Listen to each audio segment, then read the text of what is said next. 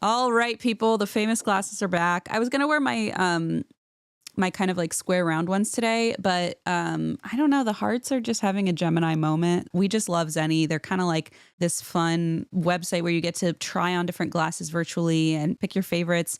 They have prescription, they have blue light, they have RFID blocking, whatever that is. I have it. It's all good stuff. And they start like super, super affordable at under $30. Yes. Even prescription glasses, all that. Even prescription ones. And so you can have fun. You can have fun. I'm not kidding. Like the possibilities are endless when it comes to frames. I've never been on a website that had, it seems like, this many different options. And they're all, I don't know if this is your vibe or not, but for me, I love a statement piece.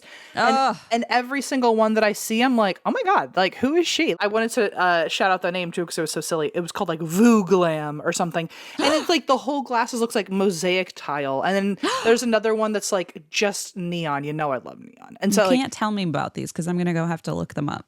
At that price, what are you going to do? What are you going to do? What are you going to do? Not buy the neon What are you, glasses? an idiot? Don't be ridiculous. God. Don't be a fool. If your glasses are overdue for a refresh, now is the time. Go to zenni.com/podcast and use code podcast15 for 15% off your first order. The styles sell out, obviously, because they're incredible, so don't sit on it.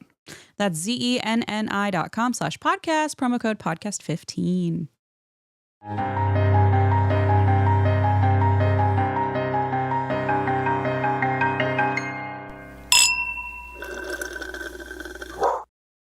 You look like you're getting ready to talk to your teenager about drugs. Just like I already look disappointed. Haven't said a word. You already know I'm high. Like you looked at my eyes and went, well, fuck. I was like, I've tried to play along and be on your side against your mother's will this whole time. But it's gone too far. I have to side with her. This is getting really gross. It's finally time for you to step in. And I'm so sorry I've disappointed you, Dad. Welcome to our podcast. It's called And That's Why We Drink. Things are tough out there, man. But you know what? We're still making it work. I'm Christine, and I'm here to bring you some bad news about true crime. And I'm here with my co-host, Dad. The one who's apparently always trying to be the fun parent, but is put in a sticky situation every now and then. That's how you've been typecast, yes. I'm Em Schultz, and today is a big day for us. This is our birthday episode. Speaking of which, how was your son's birthday? The bark mitzvah. I saw the pictures. Oh, it looked delightful. I did. It looked delightful. He is a big boy now. He's a man because he's technically 13. Right. It went very well. I was shocked how many people bring gifts to a dog bark mitzvah at their own dog park. I guess if you don't write no gifts, people are just gonna. I truly just, I even told people at the park, I was like, oh, we're gonna have a little thing, just, want to invite you to know what time to be here. And everyone just started showing up with gifts. I was like, you should I didn't mean to make a thing. I know. You should be like, actually, so he had his bar mitzvah. Now what's next? Now it's my birthday. And I'll be like, oh, I'm just having a little thing at the dog park. So. Yes, it will be. Hank will be there and he will be accepting presents. Thank you. No, it was a very nice time. And actually today, now we're going to another doggy birthday at the dog park. So it's all the rage, I hear, these dog birthdays. They're doing the one thing I did not do, where the owner is bringing little mini like solo cups with the shot glass size, and she's going to be for pup cups. That's so smart. I was like, genius. Whipped cream was the only thing I didn't bring at my party. That's the only thing you didn't bring. Okay, well, now that begs the question. What the hell did you bring? Oh. That's the only thing. The only thing missing. Did you have a bounce house? Did you have like a petting zoo? Like Barney? Well, did Barney the make dog an park appearance? is a petting zoo. Oh, so, you beautiful. Check. So we had a dreidel. Sorry, you can hear the birthday boy himself chugging. He's like, let me tell you about my day. It was really extra special. I'm a man now, actually. The birthday man. Yeah, he's been acting like it. He's like, I'm the boss. There you go. Okay, he's done drinking. Thank God. We had dreidel to be a bar mitzvah, which I don't even know I don't think they play that at bar mitzvahs, but I was trying to think of anything Jewish that was dog friendly. Yeah. And I also had to make my own poker game chips, because usually you play with chocolate. And can you imagine if I brought chocolate to a dog park? Oh my word in heaven! We brought pin the tail on the hankies. M kills an Burbank resident. It would really put a not so great spot on my mayoral resume. Time your Burbank newspaper would have a different headline from Brad Korb finally steps aside to let you know. Brad Korb knows things have gotten bleak. Okay. Brad Korb wouldn't kill your dog. Buy a house. But, I mean, really, like it speaks for itself. No, it was very fun. But this time around, it's our B days. Mine is in 2 days. Yours is in 3. Oh my word, that's right. I told Leona today as we record this that my birthday's in 10 days, and she was like freaking out. She was like, we are so behind preparations. I like how she's already stressed because she knows the importance of a theme. I know, and I'm like, girl, you don't have to do anything. And she's like, step aside. Do you think she is at an age where Blaze has like told her like quote secret like surprises about like what we're doing for mommy for her birthday, or does she not know what's going on? No, she does. It's just a secret we're all in on. The moment she's in on the secret, everyone's in on the secret. Got it. Okay. But it's still a secret. I see. So, like I wouldn't know. So maybe the secret is like, we're gonna have fun, Yeah. Or like, mommy wants to do something like, or the secret would be, I bought this, let's pick this out for mommy, but let's make sure we don't tell her. And so then she comes home and says, Mommy, I'm not going to tell you about the beautiful flowers we just bought at the store. So it's a secret. I will never know. Right. It's just accidentally been already told to me. So she's really working on kind of semantics, and she'll get there with me as her mother. So we'll get there. Are you excited about your birthday? Do you know what you're going to do yet? I do, because I'm a huge nerd. There is a history walk on Monmouth, in my neighborhood. They're doing a big a self-guided tour, and cool. I'm gonna go to the self-guided tour and go into all the old buildings and look for creepy little ghosts and stuff, and just wander around and learn about the history of Newport, Kentucky. That's awesome. I did not know you were a history buff.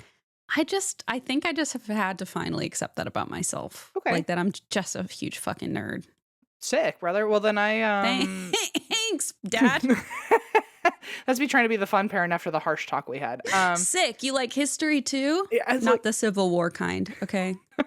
Well, is there any? Okay. Last question I'll ask. But since you're nerdy about it and it's your birthday and it's something you want to go do, is there a building you're hoping you'll learn more about that you think has good history? I hadn't thought of that until this very moment. Absolutely. So I have two answers. First of all, I'm opening my Ciao Bella blood orange. Blood orange. I love a BO. Oh, it's my favorite. I love a BO, and it's my favorite. BO. Blaze has been getting it. Blaze has been getting it at the store, and the day he bought them, I'm kind of like Leona. I know it's shocking. I turned to him and I said, "Buy more," and he said, "I just bought like 4," and I was like, "Well, buy more." Well, you know what? I'm sure he's used to it between you and Leona. It's just everyone always wants more of whatever he's doing. It was actually shocking how little he reacted. Yeah, it was I had to look inward. Yeah, I'm hoping to go into that building that you and I learned about on that ghost tour, that creepy auto printing building, which every time I drive past, I'm like expecting to see something in the windows up there. It's where like they said that ball bounced around and they made found, it sound horrible. Oh, it was so creepy. And that was when that Batman, the fully yes, I remember when Batman walked by. Batman walked past. It wasn't like a Batman. It was it was like the most biblically accurate Batman I've ever seen in my life. It was a biblically accurate Batman, and he walked right past us as we were learning about this fucking building. That and the place where I went to prom, which was it's called the Syndicate, and it's called Gangster. It's a gangsters dueling piano bar, is what it's called. Incredible. I mean, you can quote me on that. I don't think they have internet. But essentially, this building is just this creepy old building where a bunch of like mobsters back in the day died, and it's very haunted. But I had my prom there. That's very cool. So, maybe I'll get to go inside. Did you have an after prom? I don't know, because I wasn't really cool enough for that. So instead, my date when I went to his prom, his high school had an after prom, and I was like, this is the coolest thing that's ever happened to me, because I didn't drink in high school. So like I was totally straight edge, and really, really proud and insecure about it. And so then I went to this after the party. Duality is crazy. A proud and insecure. I contain multitudes. What can I say? Cool. And sick, brother. Wait. I love you. Sick brother. Rock and roll brother. They had Skyline Chili there, and it was in this huge gymnasium. I mean, it was this huge high school called Oak Hills that I had never even like heard of. And then they were like, oh, there's like 3,000 kids that go to the school. And I was like, what? Crazy. And so I went to the after prom there, and I was like, oh my God, this is awesome. They had like What snow was cones, that? and it was just this huge gymnasium, and they had like all this shit, like carnival games, and That was what we had all too. night long. I was like, that's awesome, because they didn't want people to drink. Yeah, ours was at like a trampoline house or something. Yeah, it was at like a fun park or something. Yeah. Which I feel like in hindsight as an adult, I'd be like, of course, let's put all the kids with way too much fucking energy. Let's like Totally. It's just the adult version of like, let's Well, burn and out they're the all babies. like hormonal, and they're all like eyeing each other. It's like danger zone. Let's not bring beer into the mix. You know, I mean, this is going to end badly. I get it. Agreed. What are you doing for your birthday? Are you going to an after prom? I'm not I'm going to going an to the after prom. building- That would be very illegal, I think. And also like so troubling. I think Chris Hansen would be at that after prom. You know what Oh I'm my saying? God, finally you'd get his autograph. Yeah. It'll be on like the judge's warrant. Yeah. To come collect me. Can I just take a picture of that for my... Can you imagine if I had a posterity? judge's warrant of Chris Hansen and I went, oh my God, so you're saying I have his autograph? And it's like, Oh my no, God. he's signing you over to prison, actually. Yeah, so like, yes, and both two things can be true. First of all, is what you need to know, and you also contain multitudes, and I want you to remember that. Thank you. That's what I'm gonna. That'll be my defense. Be like, Your Honor, you don't get it. I can take multitudes. I'll be your attorney. Don't worry, things will go very well. I'm sure nothing bad will happen. No, so no after prom for me. No after prom, because I'm going to the building where I went to prom, and I'm going to learn the history about it, which is a super cool thing to do on your birthday. Not. I would like to go back to where I went to prom. I went to a bougie school, and my prom was on a cruise. I know. Oh, like a river cruise. Yes. We had a river cruise dance too.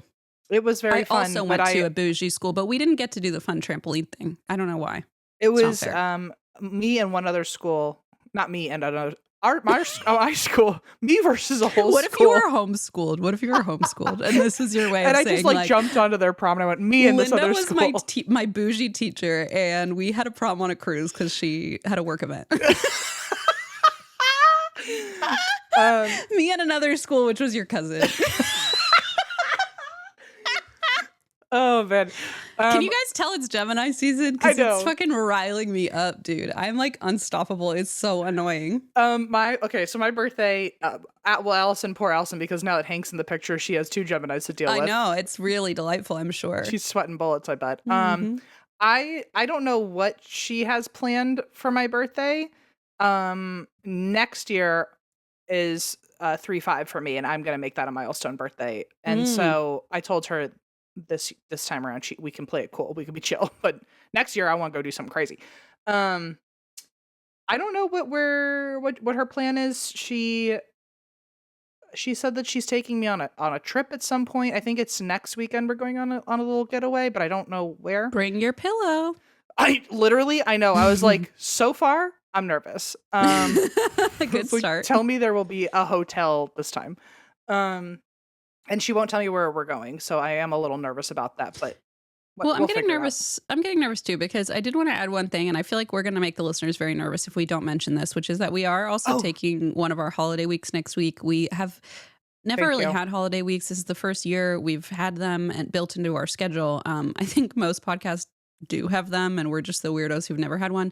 So we were like, why not birthday week? And since you're going on a trip anyway, maybe it'll be a good coinciding, but I don't want people to be like, did M die? And then there's no, you know what I mean? Like, That's excellent. Where my last blank words were like, I'm a feed. little nervous, and then all of a sudden they're not recording. Exactly. Yeah. And then everyone digs back and is like, oh my God. So before that happens, Thank just you. FYI, there's not an episode coming out next week, but it's not. Hopefully not, because M's dead. Well, both things can be true. M Contain contains multitudes. so. multitudes.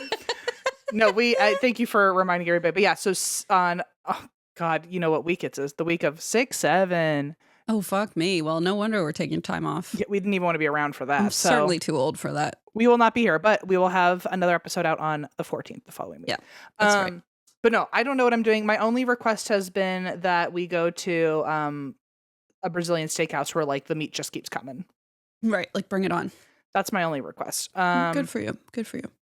That's it. And then next year, I mean, I already told you I want it to be a big one, but next year, hopefully, if I've finished all my states, my birthday will be in Alaska. That's my plan. Is that Oh, now that would be cool. I'll finish it out. And I've been telling everybody, I'm like, if you are thinking about ever going to Alaska and you like just don't have a reason, you just need to like pull the trigger, just know that somebody you know will be in Alaska in June if you need like a home base or if you want to share a hotel or something. Be careful what you say, because it does sound like you're saying in Juneau. And so, in June. It doesn't really. I think my brain just is mental. But I think you just did something though, because now I have to spend June in Juneau. It's supposed to be. I mean, come on, you can't not. But it's so far a weird assortment of people have said that they're thinking about coming. Oh, because, tell me.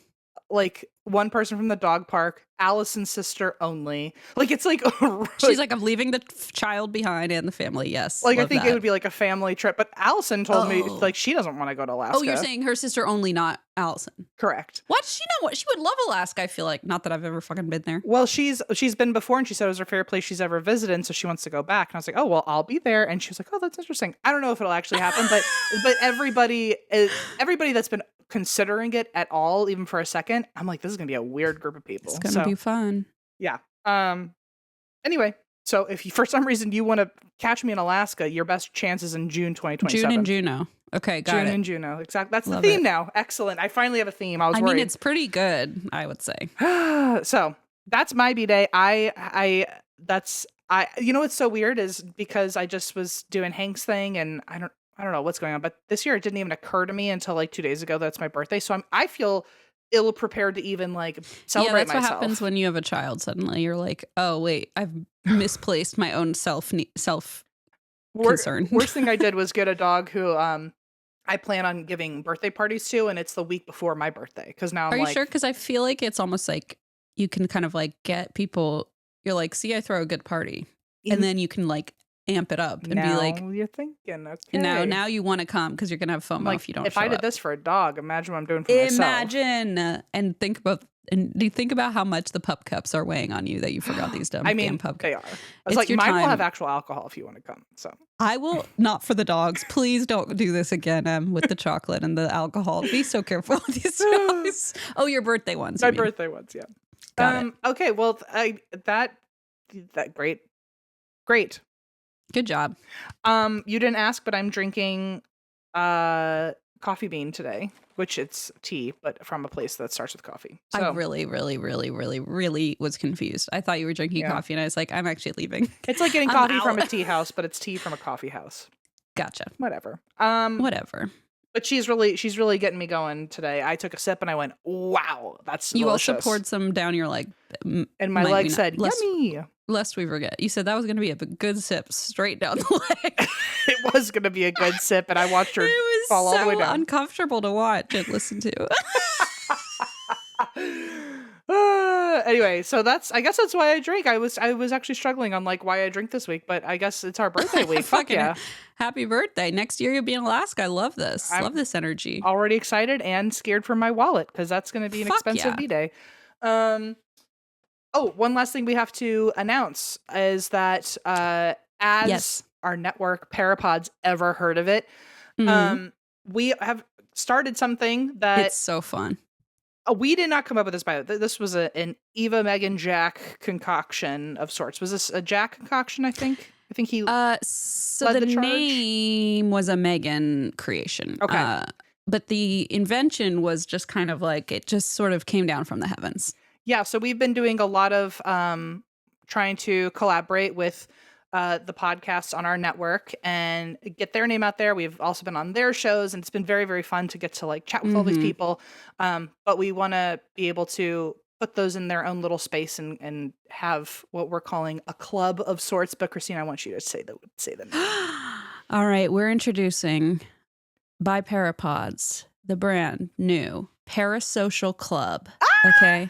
It's so good. And like, we don't mean parasocial in like, oh, it's gotten way out of hand parasocial. We mean parasocial like, I want to be friends with that podcaster, so let's have them on. We're going to do a little breakout chat. Okay. We're going to do breakout chats between all the different podcasts. And, you know, there might be like true crime talk on between certain podcasters. Like if Taylor and I want to chat true crime, or if Em wants to chat ghosts with somebody, or movies with like That's Pretty Dark or whatever. It's just so fun to have like a new space where we can explore other topics and things and not like bog the feeds down themselves. While also promoting the shows that we're super proud of that we're happy to have joined us. But also, I mean, we love a play on words and parasocial, the parapods, parasocial club. Are you kidding me? Geminis, like it all just really works. I mean, presented by Parapods, Parasocial Club. It's just really fun. And so Em and I recorded some fun little intro, like word vomiting.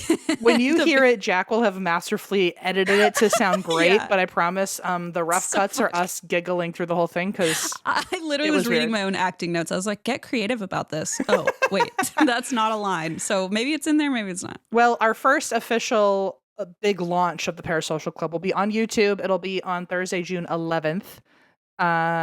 So go check it out and watch us chat on YouTube and discover a new show that maybe you don't know of yet that could be a new favorite to binge. You don't know. Or just watch us chat. Like sometimes, I mean, I'm for sure going to try and request a chat about Brave Little Toaster with That's Pretty Dark because I have a lot to get off my chest.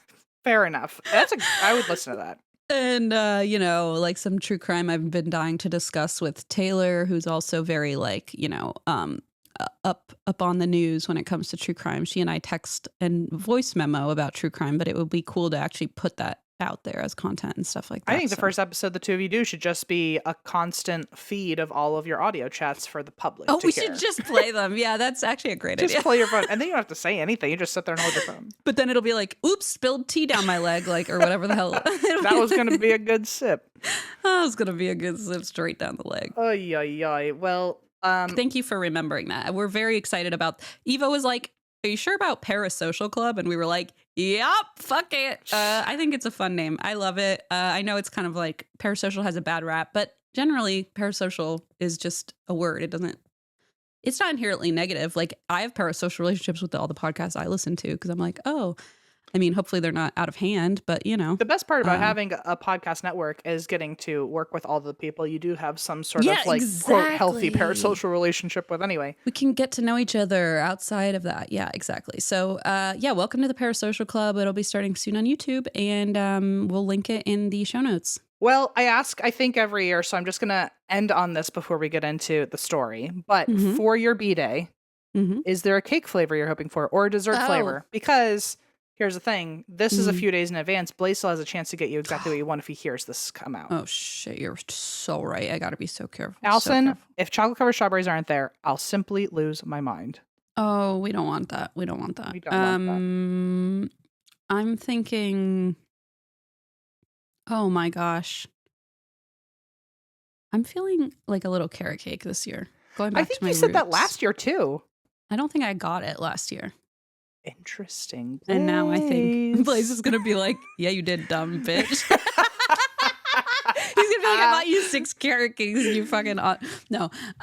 He will get me exactly what I want. He's a lovely man. Blaze is nice enough. He'll probably, if you even think you didn't get it last year, he'll probably just make you 2. He'll just time. be like, he'll actually say, you're right, even if I wasn't right. And then be like, here are 3 more. And I'll be like, you're too good to me. It's my favorite when they just say, you're right. It's my favorite. It's my least favorite. It makes me so mad. Oh, really? Oh, yeah. I'm like, fight me. Oh, okay. I'm like, fucking fight me. Wow. I'm like, I just desperately want to be seen. And as soon as Allison goes, you're right, I go, fucking pause Earth. What are you talking about? I need to hear it again. See, I love that you said this because that's all I want to, is that I want to be seen. But then when someone says you're right, I'm like, you're just placating me. And that's not seeing me. That's just placation. Well, what if they actually think you're right? Well, I don't believe you. Okay. Prove it. All right. Like, actually show me documentation of when your brain synapses decided this. Yeah. Work harder. Exactly. Got it. Okay. Write it down. Put it on a pinboard. I don't care. Show me the evidence. Show me the work. Show me your work. Don't use a calculator. You're using a calculator. That's like under my lap right now. I'm like, you can't Texas Instruments my love. Oh, now that is Fallout Boy. That is. Holy shit. You know what's so crazy? Tell me. I was just thinking. I signed up for a poetry class and I was like, what if I took a songwriting class? I mean, so here's the situation. What if I taught a songwriting class? I need you to lock the fuck in right now, Christine. TikTok, Silly Town has departed. We've departed Silly Town. Jokes out of the room. I need you to know that you would be shockingly good, and what would piss me the fuck off. Here's what would piss me off. Here's what would TUO. It would freaking tee me o is that you're one of those people where I think the less you tried, the better it would just naturally come. Like if you're trying, just stop, because you just say shit like, "Oh, you can't Texas instrument my soul" or some shit. And all of a sudden, that's incredible. Like, don't even try. Like, you should do poetry where one night you try and one where you don't. The graphing calculator to my heart. Yeah, I mean, I get it. Okay, but like, you know what? Also, it like, would be what is so it? Good. But I'm placated. You see what I mean? I need like real depth, not Texas Instruments level depth. Wait, I'm placating you? Or you? No, I'm placating myself. I'm having a mental break. Oh my god! Oh my god! I hope your therapist is on speed dial, because like I'm telling you, that's not placating. You're just like lucky that like you just have a skill, and you're like, no, like simply must be placating myself. Earlier, I WebMD'd some of my symptoms, and it said. And it said Kundalini Awakening. Kunda what? Kunda what? I started crying laughing. Oh my It was like, God. maybe you're having a Kundalini Awakening. And I was like, thanks, Quora. Did you gather information on what that means at all? Absolutely. And I'm absolutely having one. Okay. Well, you know what? It sounds like Quora was on spot.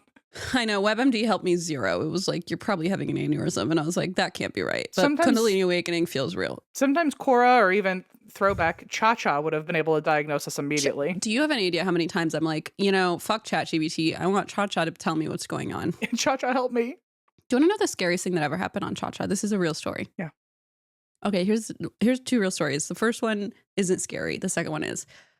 I got custom Nikes in high school. I don't know why. Nobody knows why. It was a waste of my money. On the back, I didn't know what to write. And I came up with all these, I was trying too hard, as you suggested with the songwriting, trying way too hard. So I asked Cha-Cha, what should I write? It said jumbo shrimp. And I went, done. Okay. And Thank that Cha-Cha. was a person who got paid a quarter to just pick 100%. something. But they just they nailed it. And I was like, great. Can you imagine if the person who was your Cha-Cha answerer that day is listening to this and found out just now that they jumbo shrimped your shoes? The person I want to find is this person, actually. If we're going to find somebody from the Cha-Cha Now that would be scary. platform user server side. One day I asked Cha-Cha something very inane. Like I said, I don't know, like how many, I'll find there's a screenshot or whatever the early version of a screenshot was back then. You taking a picture with your camera of the computer screen? 100%. Yeah, it was a picture of my flip phone probably. But I said something like, how many degrees Celsius is something in Fahrenheit? Some conversion. It responded, stigmata is and it gave the definition with blood pouring out of where Christ was nailed to the cross. And I was like, hey. That's the shit I would pull for sure. That is the person where I'm like, who are you and why would you do such a thing? If you're getting paid a quarter to come up with answers for people, someone, and obviously we do because you just mentioned them, someone is having the time of their life just giving you the wrong answer, and now you have to text another Cha-Cha person. I gotta be honest, you fucked with me big time, whoever you are, so.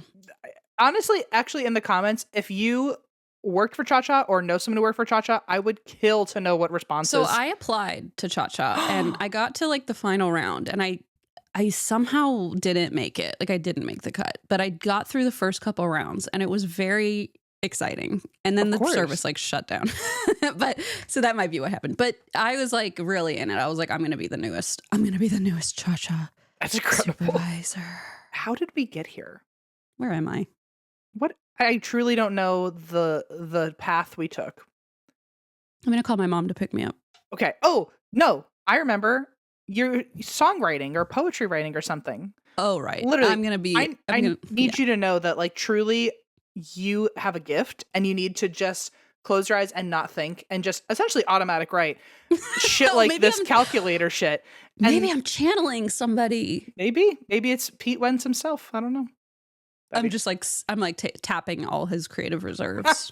Fall Out Boy never releases an album again. Oh my God. I know this is the longest intro in the world, but it's our birthday. Shut the fuck up. Yeah, what the fuck? Final question, because everyone needs to know, because last time you were going to update us, how the hell did your little hiaat go? I gotta be honest. I am a walking bruise. Remember? Now I'm a literal. Remember when I said I feel like a walking bruise? Well, now I'm a literal. So fuck me, I guess, because now I'm a walking bruise. I literally, from rolling around on the floor. But I'm did you covered in have fun? bruises. My prediction was you'd have fun. It's so fun. See, It's I so fucking funny. told you. Remember, you're like, oh, I'm nervous. And I went, you're literally going to be good at it. Shut up. I've literally gone like 6 times now. See? I know it's like unwell. And the episode came out yesterday where we brought it up, so I'm super nervous because tomorrow is the women's class, and I'm like, oh my god, are people going to come to the women's class after I mentioned it? I don't know. I mean, at least now you kind of have like 6 classes ahead of them to defend yourself. I literally to defend myself, I was like, at least I'll be prepared to show them the ropes. You're like, at least you'll be prepared to defend yourself. Like, at least you know how to throat punch now, right? But you think they're gonna attack me? Our listeners are like, all right, finally, I know where she'll be. It's like, don't mess with her. She's a brand new white belt, everybody, okay? She has not a belt in sight. Don't worry. She is not even a belt. So wait, you still have to earn a white belt? I thought you just get handed a white belt when I you don't start. think you get that. I mean, I certainly did not. So it maybe one does, but Christine does not. That's entirely possible. Like, you're too powerful with this. Sure, yeah. I like your perspective. There's a lot of rolling around on the floor. So I'm learning about how to like actually do things like a roll, like roll sideways. So cool. I mean, this is not, I'm not going to, please don't come and punch me, anybody, because she'll get you. Me. She's almost a white belt. I'm so She'll get you. Look out. Tickle, well, tickle. okay, so what's your favorite? I tried to tickle Blaze. He was like, here, this is how you do it. And I was like, then I would go tickle, tickle. And it didn't work. And I was like, what do you mean? And he's like, you can't just tickle me off of, like, that's not how. And I was like, I really thought that was going to be like my secret weapon. I want you to know that I wanted you to finish your sentence, but what I just held in with all my might was bursting out laughing at you saying tickle, tickle. I think that would have, I'm telling you, if I ever text somebody and they tickled me, I'd be like, you fucking win, get away from me. He was like, and then you put them in a triangle to choke them. And I was like, tickle, tickle. Like, and it didn't work. And I'm really, I thought like, surely I would this pee my will make pants him laughing. I was like, surely he'll let go. I don't know how you would save the day through comedy, except I do, and it's because you would defend the entire room by going tickle, tickle, and the guy would go, oh my god, I have to get out of here. And then I would get choked out and just lay unconscious on the floor, and it would be really sad. What a listen, path we've taken. Anyway, let's get back to you and your thing. It's more important. Not really. I just want to hear all of your tactics you've learned so far with tickle, tickle. So it has to work at least once. At least on someone who isn't expecting it. It's like I've heard a few people in my day, especially in high school, I had some friends who like to fight, and one of them always said that his secret tactic was that if someone ever tried to like fight him, he would just get naked immediately. Yeah. It's like just freak him out. Yeah, totally. You're just like fucking up their whole brain. You're like, it's just like catching them off guard when they least expect it. I mean, tickle, tickle is the equivalent to me. Imagine if you're naked and you say tickle, tickle. That would really bring me.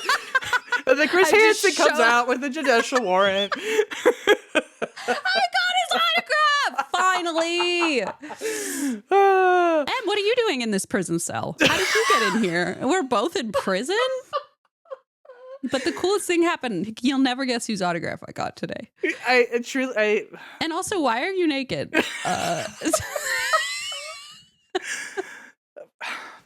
We have to tell a story, Christine. I got a white belt.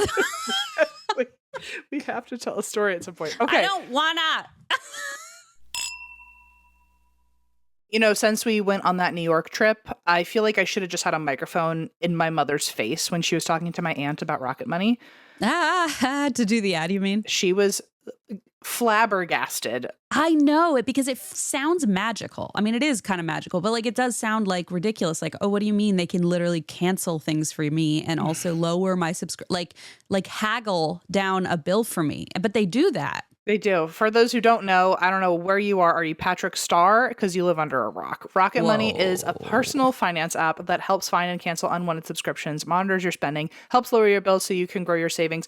I mean, truly, if you don't know about subscriptions you got going on, Rocket Money does. And all you got to do is log in and it tells you. And they're so gentle with you. They're not like going to be mean about it. No, it's funny that you and I feel the same way about a website being mean to us, but I it need really it to does be not feel gentle. intimidating. I think millennials really need a lot of like tender touch these days. You know what I'm saying? We've unfortunately like humanized everything in our brains. I feel maternal towards Rocket Oh, Money. really? I almost feel like I'm so dehumanized. I just need everything to like try and humanize me back to the reality. Anyway, let Rocket Money help you reach your financial goals faster. Join at rocketmoney.com/drink. That's rocketmoney.com/drink, rocketmoney.com/drink. Here is, well, I found one for you because I was trying to find because it's your birthday, I was like, I gotta do something that involves Christine. I know. Because I was like, I've already typed in like, I think one year I was like, cases with where the character's name is Christine. Right. I've done, We've covered all the easy bases. I've done Kentucky. I've done Ohio. We've made up stories about each. Yeah, exactly. Character. And so this year I was like, I don't know, 1991. Yeah. The year of the year. Christine. It's a good year. And this is apparently one of the most famous paranormal cases in Spain. I've Ooh. never heard of it before, but it happened in 1991. And it's next to France. Huh? You said I've never heard about it before. I said it's next to France. You're so stupid. Do you know that? Yes. Okay. God, fuck. That was a real tickle so sorry. to my I did attention. I did take my medication today. I did. I promise. Really threw me off there. I'm sorry. Here we go. Sorry. Spain, which is next to France, if anyone needed to know that. In 1999, there was a case in Madrid, and it was called I think I'm saying it right. Fuck, I already fucked up again. Vallecas. I would think Vallecas because it's two L's, but the guy who I just saw on YouTube said Vallecas. But Vallecas case, okay, if you would like to look into it. And the reason it's called that is because that's the city in Madrid that this happened in. And so the main character today, her name is Estefanía. Beautiful. And again, this is one of the most famous paranormal cases or parapsychological cases that's ever happened out there. So if you know it, and let me know if I do it justice. Every source seemed to have like kind of a different chronology of how things went, and I was like, oh well, I'll go watch like a YouTube about this, but every single one is in Spanish. So I was like, well, fuck me. So you stopped at Vallecas. Yeah, like, that's enough Spanish for me. I went, and that's enough. So Estefanía, she's in high school at the time that this starts in 1991, and Estefania's friend, she has a boyfriend. The boyfriend passes away in a motorcycle accident. And so what Estefanía and her friends decided they're going to do is that they would like to use a Ouija board and try to contact her boyfriend. Oh my God. This is the most 90s story already. Holy shit. And it starts quick. I mean, the first sentence is someone's dead. Literally. Wow. Okay. Woo. So we are now in the school's bathroom. That's where they decided to do the Ouija board session. I mean, this literally is 1991 in a nutshell. This feels like something Sabrina the Teenage Witch would do. It's like, this is what I wish I had been doing in my life at that time. Run to the bathroom. I would never think to do a Ouija board in a space where like people are notoriously going to be in and out, and they could be like teachers. And you're probably skipping class. I mean, that's exactly where you would do it, isn't it though?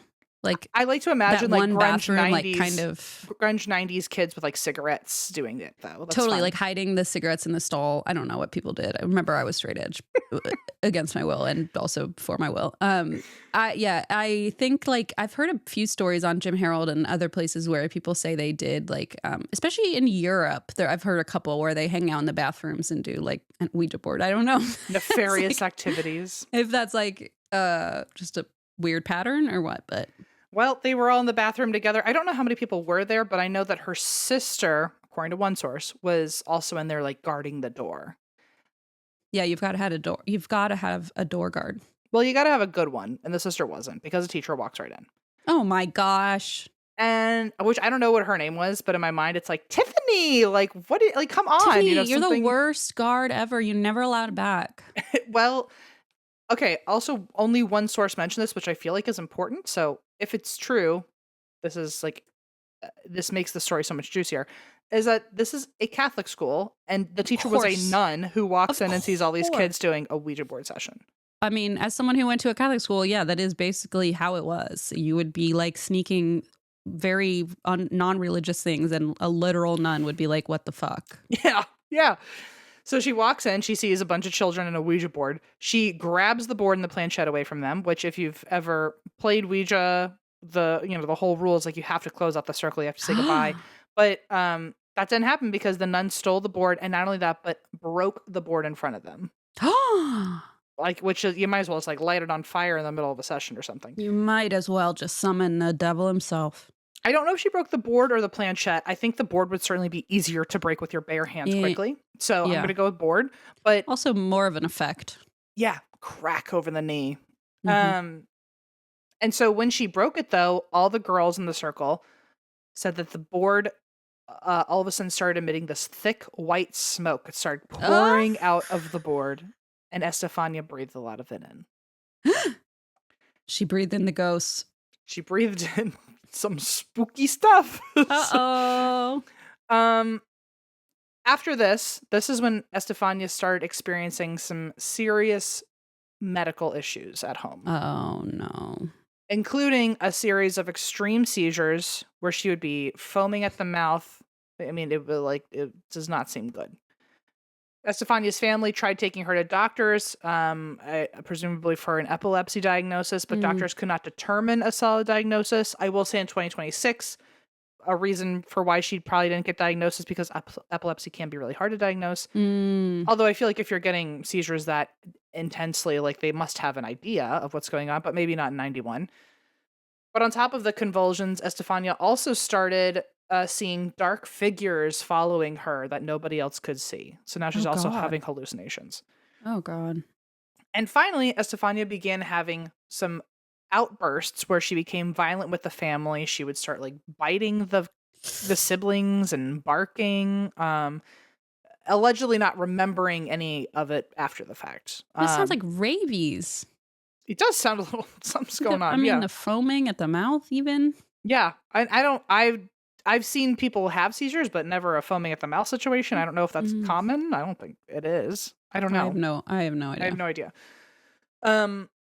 Altogether, these issues that she was having only appearing after a seance where a Ouija board was broken, and then the other kids claimed that they saw her breathing in this white smoke that came from it. It all led to people thinking Estefania is clearly, obviously possessed. Couldn't be a mental health situation, whatever. Also, reminder that she apparently went to a Catholic school, and this was during the 80s, 90s satanic panic. So, I mean, it makes sense to me why a thought would be demons. Oh, yeah. Well, and I look at the nun cracked a Ouija board in half. I mean, it's the start of a horror movie. I know. And I mean, I don't know if any of that is actually true, but it is certainly a big part of the story now. But I mean, imagine being a kid saying, I did a Ouija board session and the nun came in and broke it in half. You know, the story spiraled. And so yeah. I mean, it's a great story.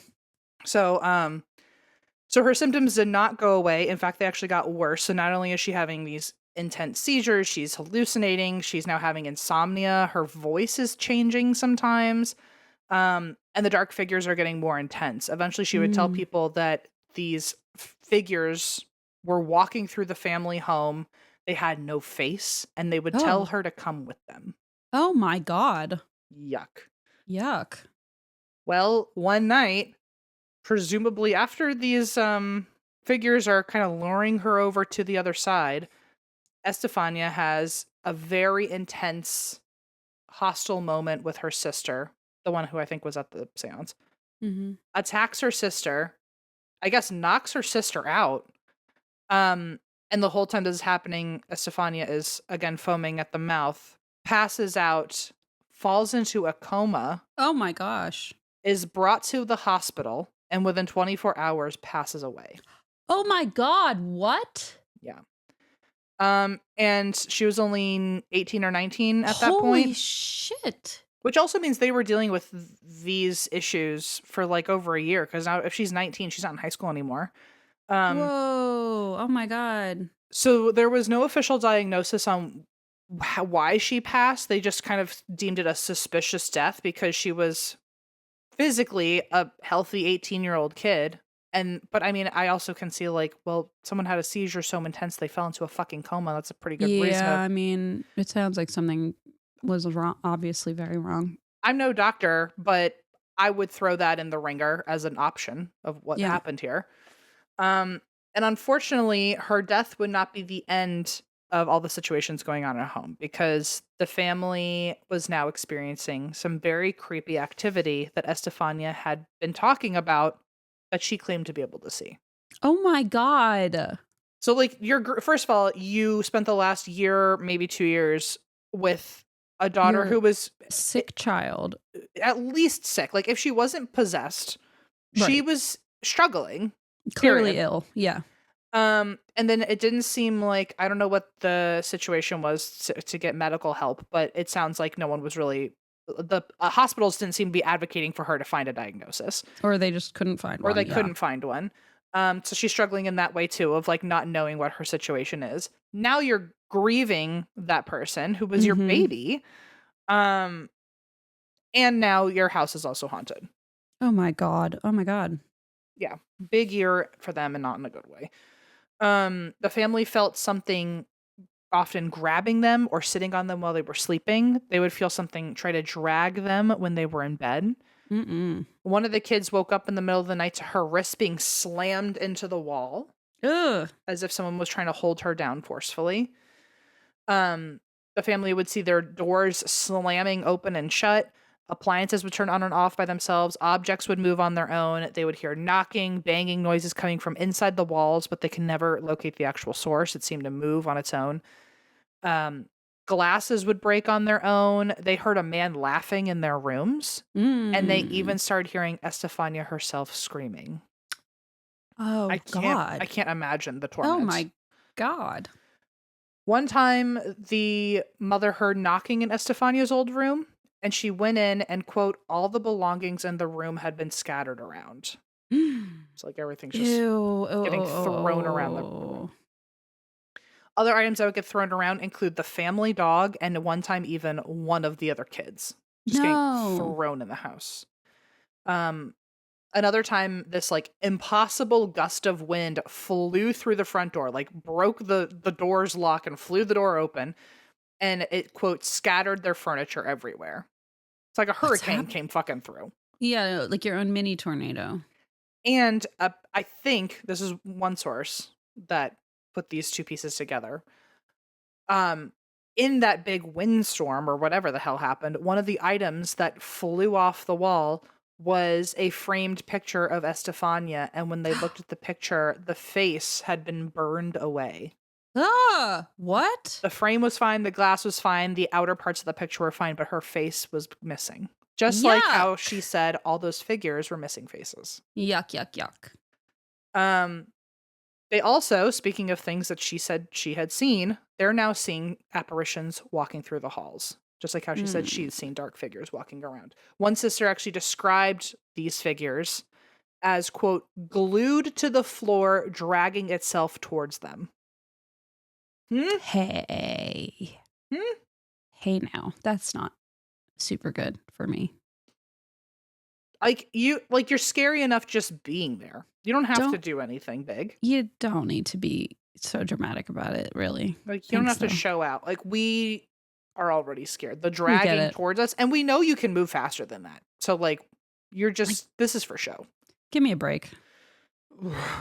They also started seeing what looked like an older man walking around in the house. Oh, great. And remember, they heard a man laughing earlier in random rooms, and they would also hear an older man, his voice speaking to nobody. What was he saying? I think they just kind of heard like a voice muttering. I don't know if they really heard anything specific, but this had them wondering if the entity here, maybe Estefania was there, but they thought another entity might be their grandfather, who allegedly hated the family. Oh. And according to one source, cursed them on his deathbed. Well, that seems maybe relevant. If that happened, I would certainly put him in as a suspect. Yeah, I would say he's on the list. He apparently said something to the family along the lines of, quote, "If I can't harm you in this life, I'll do it in the next one." Why even? First of all, why are you even at that fucking hospital to hear him say that if he's on his deathbed? Why are you? Good point. If he's gonna say that, don't go. I don't know. That's what, you know what? That's going to be my new jujitsu tactic. I'm going to say that as I'm getting I guess I'll be getting choked out. In between or after the tickle tickle? I'll go tickle tickle. If I can't hurt you in this life, I'll hurt you in the next. And then, and then I'm out. And then you know what? They're fucking haunted, and they're cursed by their own fear. I've instilled the ultimate fear. So I feel like in I don't know the acronyms, WWE or whatever, like where they all where all the boys dress in like what's obviously costumes and play pretend that they're fighting. The one with the capes and stuff. Right, where they're like, we're manly, and I'm like, okay. This I feel like your theme, it would be incredible if you had a themed outfit when you're fighting your people, but you're dressed as basically a planchette, or you wear like wood grain like a Ouija board, because then your catchphrase could be like, I'll get you in the next life, you know, because you're gonna die, but like as a ghost. But I'll spell it out on a Ouija board.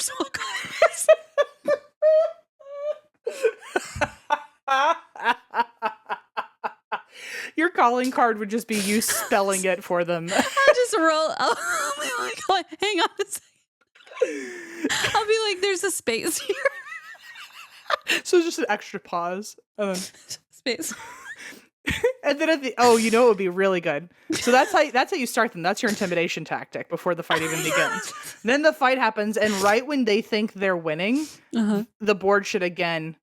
I imagine this on the Jumbotron. You have the Ouija board spelling, so everyone else can see what's happening. So you're slowly blacking out, and then on the Jumbotron, a Ouija board spells out "tickle, tickle," and then you come back and you win. You know. It's so possible. I believe in you. What could go wrong? And then they're like, who is this lady in a costume? Like, she's not even a white belt. Get her out of here. Well, you can do a costume change at the end and be a ghost. She's and that would be naked. And then you realize you've been wrestling Chris Hansen all along. He's like, I'm not. Yeah. Prison. Straight to prison. God. M's already waiting. We are so funny. Okay, so I feel like Gemini season is the best. Don't you guys agree? I like wherever the stars are, I'm manic for sure. Like something's happening. Anyway, I'm surely activated. I can tell you that much. Activated is a great way to put it. Not like cosmologically unwell. Just like cosmologically activated.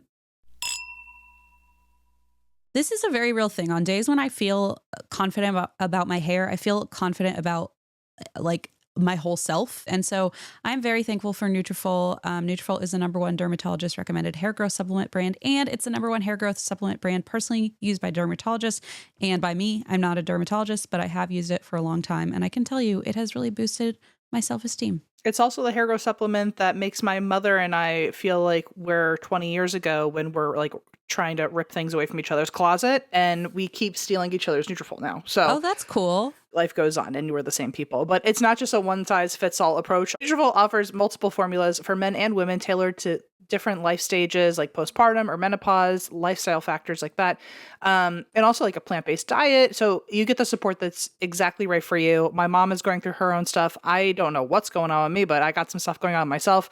And both of us are dealing with a little hair loss on the dome these days. And I don't like it. She doesn't like it. Nutrafol's hair growth supplements are peer-reviewed, NSF certified for sport, and clinically tested. So let your hair be one less thing to worry about. See visibly thicker, stronger, faster-growing hair in 3 to 6 months with Nutrafol. For a limited time, Nutrafol is offering our listeners $10 off your first month subscription and free shipping when you visit Nutrafol.com and enter promo code DRINK. That's Nutrafol.com, spelled Nutrafol.com, promo code DRINK. Okay. Oh, by the way, I have this thing on my phone where I get a word every hour, like a vocabulary word. And like I can hear you laughing. Like what are you talking about? Like a word a day, but I get a word an hour. A word an hour? Why? Okay, sorry.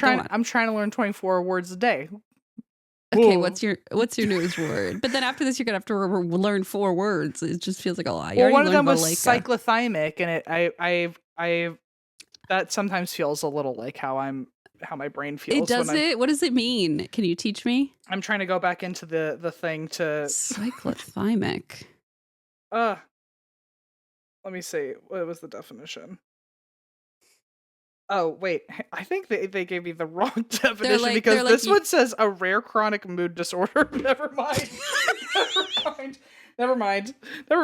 Jack got that out. Wait a minute. Were you diagnosing me under the table? Can you imagine? It's recording me and it's like, I've got just the thing. It's not a Kundalini awakening. It's cyclothymia. No, the definition, I swear to God, I have to go find it in my stupid app now. But it said like, when you're like feeling like really heightened, like excitement and like jazz about, or you have like little lows. Oh, wait. Oh, a mild chronic form of bipolar. Yeah, that's relevant to this conversation. Well, I do feel sometimes an intense high and an intense low. Hey, question. Is the app actually called WebMD? And you're just misreading it? It's this stupid, it's like the last one I just got is, do you know which one of these words is a synonym of enophile? No, I don't. I don't even know what enophile is. No. Is this another mood disorder? Oh, here are the options. An enophile, wine buff, paranomasia, or loquacity. Hold on, let me look at the word. O-E-N-O. Wine? No. Try loquacity. I could be wrong. It was wine buff. Yeah, you're so much smarter than me. So I guess you are an enophile, or you've been an enophile. I guess I'm a fucking idiot, is what I am. No. Anyway, sorry, I didn't mean to like say that like, oh, look at me, like I need to make like light of that. I obviously need to pay attention to my vocabulary better before I just start saying words. I love word apps. Don't worry. I clearly need more of them to learn what an enophile is. But anyway, I've been feeling this Gemini season. I have been feeling like a loquacious. higher high, I'm on a whole other level. I'm feeling good. Yeah, we're manic. It's what it's called. It's okay. It's romantic. I said it's called manic, but yeah, also romantic. I feel like I'm microdosing mania just a little bit, but what now? Talk about Fall Out Boy lyrics. Microdosing mania? Are we shitting ourselves right now? Come on. Whatever. Maybe it's just because I finally don't feel like a fucking bruise. I think maybe I'm just like at a normal level of happy currently. Write all of that down. That's a Fall Out Boy song. Microdosing mania because I finally don't feel like a bruise. Yeah. It's just really, it writes itself. You're channeling right now. Apologies if any of that was offensive. I was not trying to cause a thing. I just need to read my vocabulary words before I start using them. Okay. Anyway, where were we? I don't know. I know. If I can't harm you in this life, I'll do it in the next one. Yeah. My new jujitsu move. Yes. So I'm going to spell it out on a Ouija board. So this guy, he was not dressed as a planchette perchance, but he was the grandfather who allegedly cursed them on their deathbed. And he might be the man that they keep hearing and seeing throughout the house. Yeah. Just might. And there was actually, the family had a few mediums and psychics coming in during all of this because they're like, what do we do with this activity? And one medium came in and said, without knowing anything, that they thought the grandfather was haunting them and that Estefanía was also in the home trying to stop him from hurting the family. And so what they were witnessing was almost like this battle between like Estefanía protecting them and Grandpa like overtaking the situation. There was even like a battle for good and evil. Oh my God, that's crazy. There was even a female EVP, like a female voice caught on EVP that said, "Beware of grandfather," essentially. Gasp. After living like this for months, like I think like nearing a year, one night the activity gets even worse. The mother of Estefanía, I think her name was Conception. Mm-hmm. Never hear that name anymore. She said that she felt something in her room, told her husband, said something's here, and then felt something grab her hands and feet. Ugh. And the fact that like it happened after you said something's here means like, yeah, it's like they wanted to be like, oh, you got me. Yeah, it's like time to move. Oh. They then felt and saw a shadow staring at them from down the hall, which like I can't imagine. Ugh. And crucifixes literally on the wall began rotating upside down. No. Like out of a fucking movie. Something It grabs always. you, you see something staring at you from the end of the hall, and the crucifixes between the two of you start twisting. Yeah. One source said they didn't actually well, mainly in most stories that I read about this, they said that the family was so overwhelmed and scared about this that they called the police. One source said that they didn't call the police, but neighbors actually called, complaining about loud pounding coming from the family's walls. Oh, either one is bad. Either is bad, but when the police got there, the family was literally waiting outside in the rain. They were like, we don't want to be there anymore. Fuck. There were a few officers, I think it was 3 or 4 officers who went in, and the case was being handled by Inspector Negri. Negri, Negri. So they go in and they investigate, and they've heard the family telling them, like, we think there's a ghost. We think there's a ghost. Can you be a cop? Imagine being a cop and, like, you literally go to a house and they're like, oh, no, nothing to see here except I think there's a ghost in there. Like, what would you do? I'd be like, I don't handle ghosts. What am I supposed to do? I'd be like, finally, an interesting day on the job. Maybe, yeah. Or I'd be like, oh, at least someone's not going to, like, hurt me. Well, I don't know. Maybe. Yeah, I think I would be like, oh, there's probably either someone in the house or maybe there's like a carbon monoxide leak, you know? Like, right. I mean, if I knew that they were going through something so traumatic, maybe I'd be like, oh, it's grief does funny things, you know, like if they'd lost their daughter and, you know, so I don't know. I agree with you. I think I would also, not to placate you, but you're right, Christine. Well, I realized I was like, oh, I just said you're right, basically, but I don't want to, I totally agree that I think my first thought would be, I think you are getting carbon monoxide poisoning, or something you're dealing with a mental health issue. Right, because it's like, yeah, it's just a strange occurrence. Even though I believe in ghosts, I would almost hope that what was happening is you were having, because I don't want the answer to be, oh, it's for sure ghosts. There's a demonic civil war happening in your home. Like Right. That's not really where I would go straight away. Now, the reason that this case is so popular in Spain is because that this was the first time, at least there, that a police report, an official police report documented unexplained activity. Oh, okay. A lot of people say, like, this is the first and maybe the only case in Spain where police reports say, like, the cause of the issue is something paranormal. That is not true. The technical situation that they wrote down was that there was phenomena. That's a good word. But they never actually say what they observed was paranormal. They keep it very vague, but people have Good enough for me. Yeah, people have twisted it into, like, this is a case where, like, the police determined it was ghosts.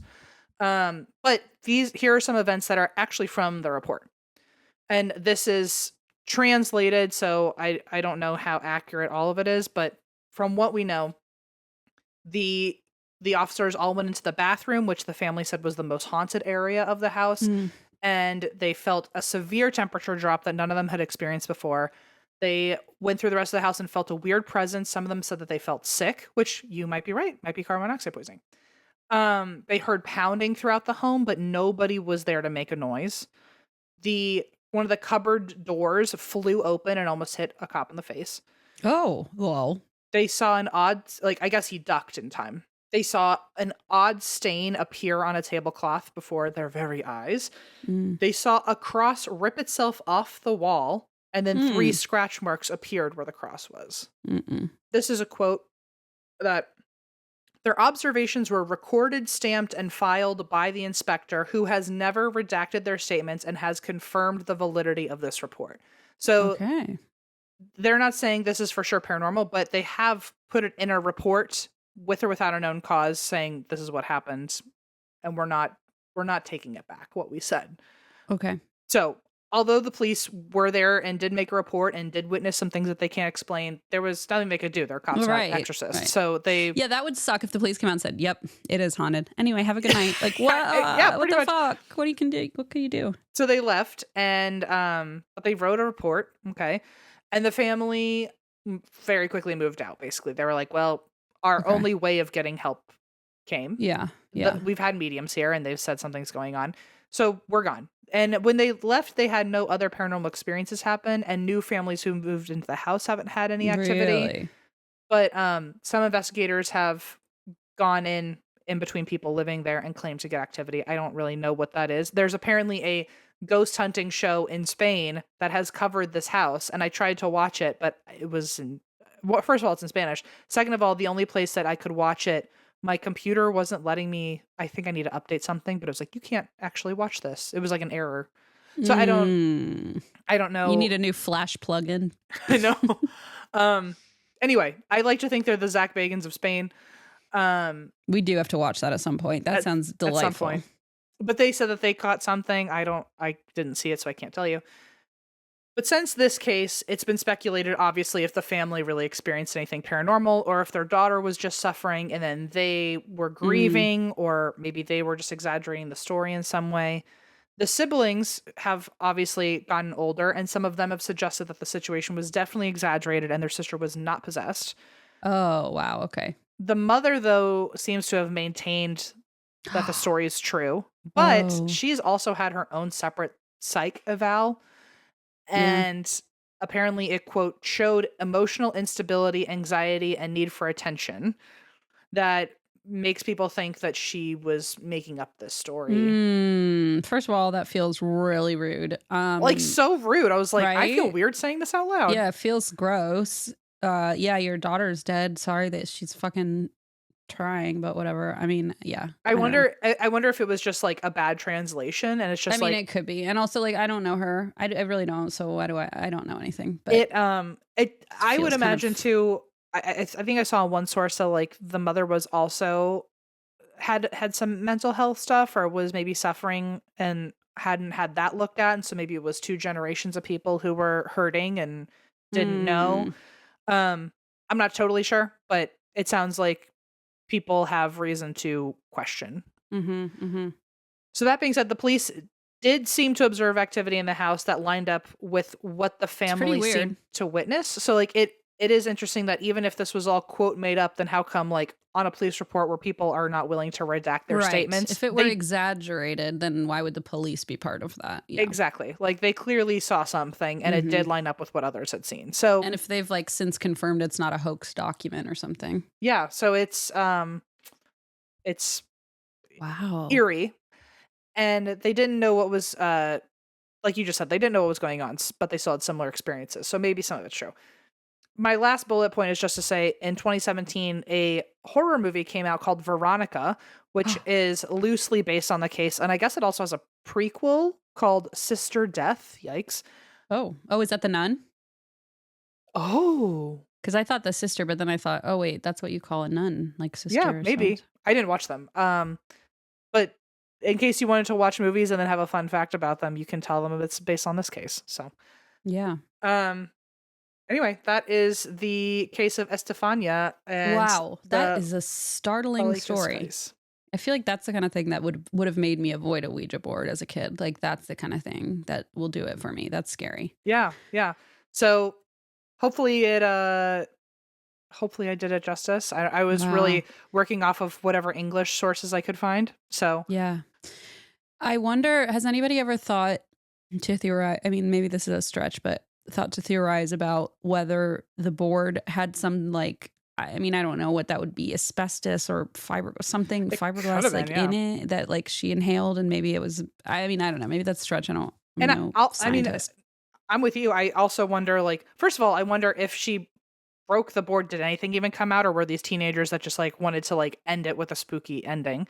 Or maybe she broke it and like dust came off of it, right? Like if it was like cardboard or who knows what it was made of, and they just turned it into like, no, it was this like thick white smoke versus like dust smoke. Or it could have been like whatever they use to make the material of a Ouija board. It could have been toxic. I don't know. Yeah, it's weird. I don't know. I don't even know if that like part is true. It could have just been like, oh, I heard that she's used a Ouija board and now she's possessed. I don't know. Wow. Well, I guess it's that's how stories get told. Good job covering it though. Thank you. Well, happy birthday. I was trying to find something somewhat connected to you. And 1991 Ouija board story in the girls' bathroom. I mean, I think that's probably of a Catholic pretty school? Of a cat. I mean, sister death. Are we kidding? Like, come on. Everybody, the time has come. Ding, ding, ding. I'm the town crier. Hear ye, hear ye. If you're hiring and want a candidate who's passionate about your role, but you can't get that insight from a resume, so unless you post your job on ZipRecruiter, you're not going to get what you're looking for. No. No, you're not. You know why? Because I'm also the town crier.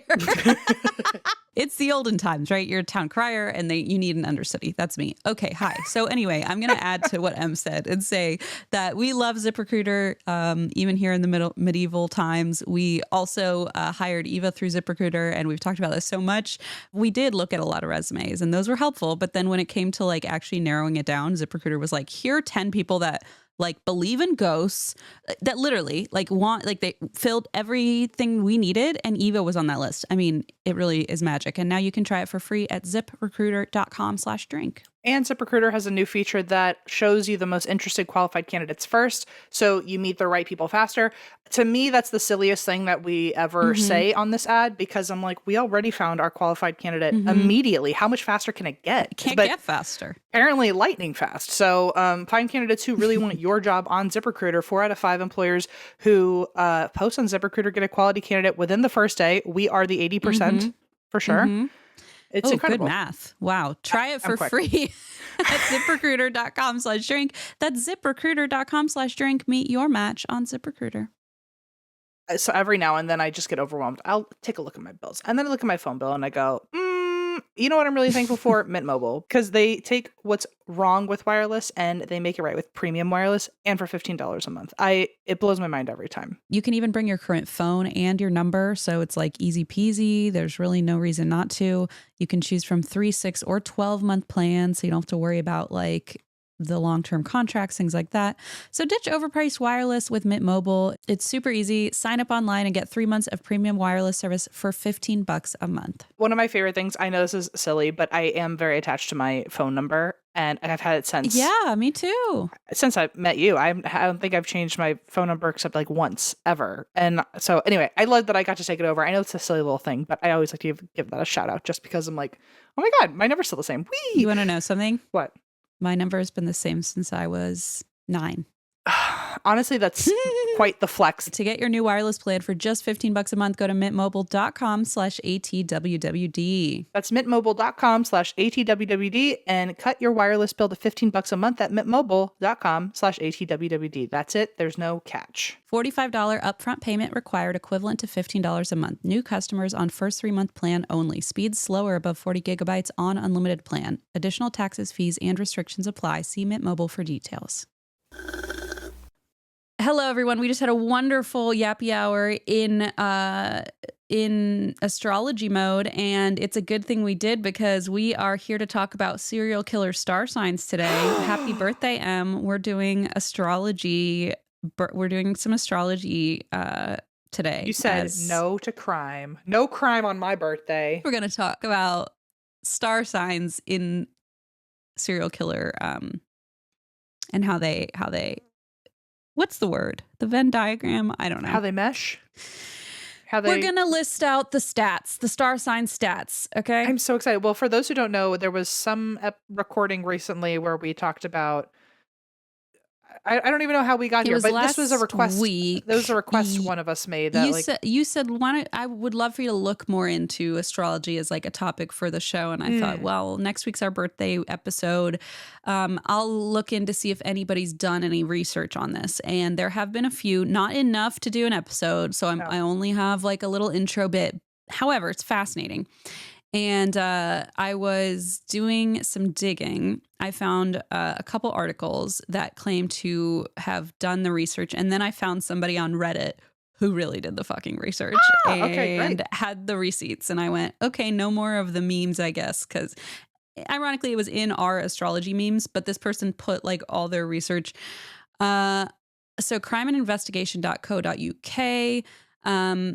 Which zodiac symbol has the most killers? Do you have any guesses here? Because I feel like this is the exact kind of thing that's gonna stir up opinions. And I wonder if you have any opinions before I bias you in any way on like, if you were to, and listen, judgment out of the room. We're just playing, folks. This is all alleged. Nobody's calling you a serial killer. But if you had to pick a star sign that was most likely in your mind serial killer energy, which one would it be? Probably or murderer. The gag would be Gemini, wouldn't it? So The gag would be, I thought you were going to say Scorpio. I but mean, that's too easy. I mean, obviously, I already Scorpios scare me, but they don't scare me in a serial killer way. They scare me in a I'm uneasy and I don't know why way. But I feel the same way about, I've said this before, Tauruses. They freak me out. Oh, me too. Me too. But they intimidate me. Tauruses, I mean, I've met people who are Scorpios and we're fine. Like I can actually, I think some people truly think I can't sit in a room with a fucking Scorpio. Like I like really fucking hate Scorpios. No, I can't, I don't even really want to like. I mean, it's a bit. I really don't even want to have to like play pretend and defend myself on that. Scorpios are very deep. And so you're making a joke with people who are very deep and you're troubling them. I guess so. Or maybe it's been too long. Scorpion, like think about what you're doing. You're poking at a scorpion and saying, I don't know what your problem is. Like that's what you're doing. No, Scorpios freak me out and they like that. They want that. I guess until I say it enough times and they go, don't be mean. And I'm like, here's what I'll say. You've said, I hate Scorpios. You've never said they freak me out. I think those are important distinctions. And as a Mercury and Taurus, which we famously know, I don't know what it means, but I've decided it means you got to be very clear with your words. So if you're trying to say they scare you, I think we can all agree on that. And I think they would almost be more pleased than anything. Scorpios make me very nervous because I don't know what the fuck you're thinking. They're so deep. I guess. Not that I've ever thought like, oh, they're not deep. I don't know what it is. I can't read you, and I hate that. That's their whole thing. And Tauruses freak me out in a different way because they're very, very blunt a lot of times to a point where they are not worried about hurting your feelings. And I feel like I do a lot of like, do you want to know something? I feel like in a lot of like conflict, I like to almost like be honest, but still like gentle parent through it. And Tauruses are like, "Blah," and they just say it. And I go, oh my God. I think that's where my Missy, Mercury and Taurus, communication in Taurus, that's startling. It is. Cause I'm like, oh, we're not like both trying to like be warm about this. Like, it's interesting you say that. I just hired a trainer to help me with some literally like how to breathe and stuff like that and like pelvic floor stuff. That's cool. She's like helping me with, and I really like it. It's really cool. Like doing some strength training and like rehab stuff. And she's a Taurus. And of course I found that out immediately. And then one of the first things she said to me, she says, that sounds like something for your therapist's office. And like they're like, okay, so here's my thing. And I was like, why? This is why I hate you. You scare me. Yeah, that's a perfect example. One of my things, and this is like a Gemini thing, this is just like however I operate thing, is that the number one quality I look for in a person is like warmth. And that's like, your Cancer moon. Okay. I to me, like, it's just like if I'm at a party, I will walk away feeling weird about somebody where I'm like, I don't know what it was. Probably also your psychicness. Sure. It could be that I'm psychic. I don't know. But anytime I meet somebody and they're not at least attempting warmth, I'm like, shouldn't we both, even if it's like feels a little like we're doing a dance while we get to know each other, it's like, shouldn't we both be putting in effort to like make each other feel comfortable? But I feel like there's a lot of people who, for whatever reason they have, I'm not saying it's a bad reason, but a lot of people are like, I don't owe you that yet. Like, and people are just like a little more cold, or at least I read it as cold. And then I'm like, so turned it's so off. Interesting because I used to be, because I feel like that's a lot of also masking. And like, if you meet someone masking at your level, it's like, okay, we're both on the same wavelength. And I feel like that's something I've also been picking up on is like, as I stop masking so much, I almost sense discomfort sometimes in other people. And it's like, oh, I have had to just learn to like live with that or like to like feel that, because sometimes I'm like,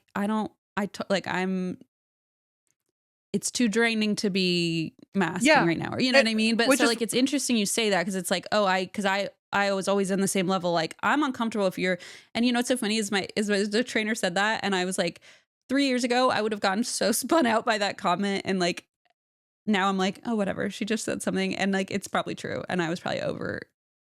Well, that's one of the things that freaks me out too. Because like I said, it could be for whatever reason. I'm sure people like, you have good reason to like not, I wouldn't have thought about it as masking until you just said that. But yeah, I don't put it on anybody that like you should be this way, but the way that I'm coming across, I just hope people are totally. Yeah, it No, and just it means your we just own. don't like it's no Yeah, like I don't yeah, hate them later or I yeah, don't like yeah. crash out about it and think like I can't believe they were this way. I just think like, oh, we operate Well, differently you're and I probably just drawn to a certain energy and vice versa. And like if you sense, I mean, same here. If I sense even a little bit that somebody's like, I don't feel like talking to you, I'm like, great, me neither. Bye. Like I don't want to talk to you if you don't want to talk to me. So yeah, I totally understand that. I think the thing with Tauruses specifically is that like anytime they have been like direct, they've never been wrong. Like they like that's what That's freaks me so out too true. is that like That's so true. it's so It's like like the accountability part. Yeah. they're direct and that alone freaks me out because I'm like there are warmer nicer ways to have put that where like you're putting people more at ease, although like I shouldn't expect that that's something people want to put on their own shoulders, but like it's like you but at the shouldn't same time expect what they're saying that. is so fucking true that I'm like, could you at least I be a know. little kind because you're calling me out and kind of in a mean way. Well, and And you can't control your own. I mean, whether you understand it on an intellectual level, which I've had to learn as a airhead all this time, but like, yeah, even though you understand, like, oh, I shouldn't expect. It's like you can't control how your nervous system reacts or how you're comfortable or how you exactly. So I respect a Taurus, but I fear them because I know they're going to oh say yeah, something and not be I love that you're totally so true. worried. It's so true that I that have they're right. I mean, I have a lot of Taurus friends, but I am scared of ever like being vulnerable around them because they're just and like sometimes you need a friend who's just going to call you out on your bullshit. Like I'm not saying like Tauruses are bad because of this. I'm just saying you guys freak me the fuck out because sometimes I just want like Well, a especially in gentle landing certain space and a Taurus is not often that. Well, maybe they are if they like work on themselves, which I feel like Gemini often get. I'm serious because I feel like Gemini often get cast as like these like totally flaky, like insincere, like fake people. And I was like, I think maybe on a surface level that could be somebody who like Donald Trump is a Gemini. We're going to get into this today. Speaking of villains. Okay.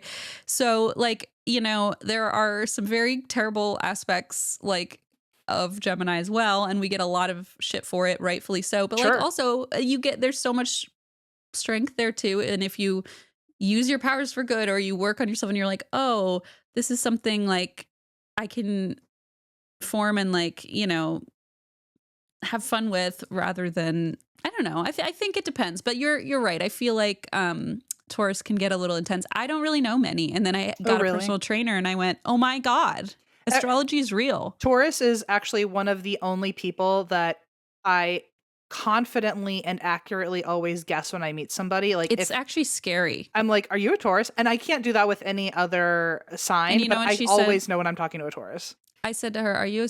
She said, "I'm a Taurus," and I went, "Yeah, I can tell." And then she said, "And I'm a Scorpio moon." And I went, "Oh my God, I don't think so." And then like the Kill Bill music plays and there's sirens everywhere. I was like backing up. I know I just like went on a whole tirade. Hopefully like no Tauruses feel totally attacked or anything. I think it's when you said, but they're always right. That again, like as long as you're using your words so carefully to say, Scorpios don't like them because they scare me. I think now we can all come to an agreement that yes, that is true.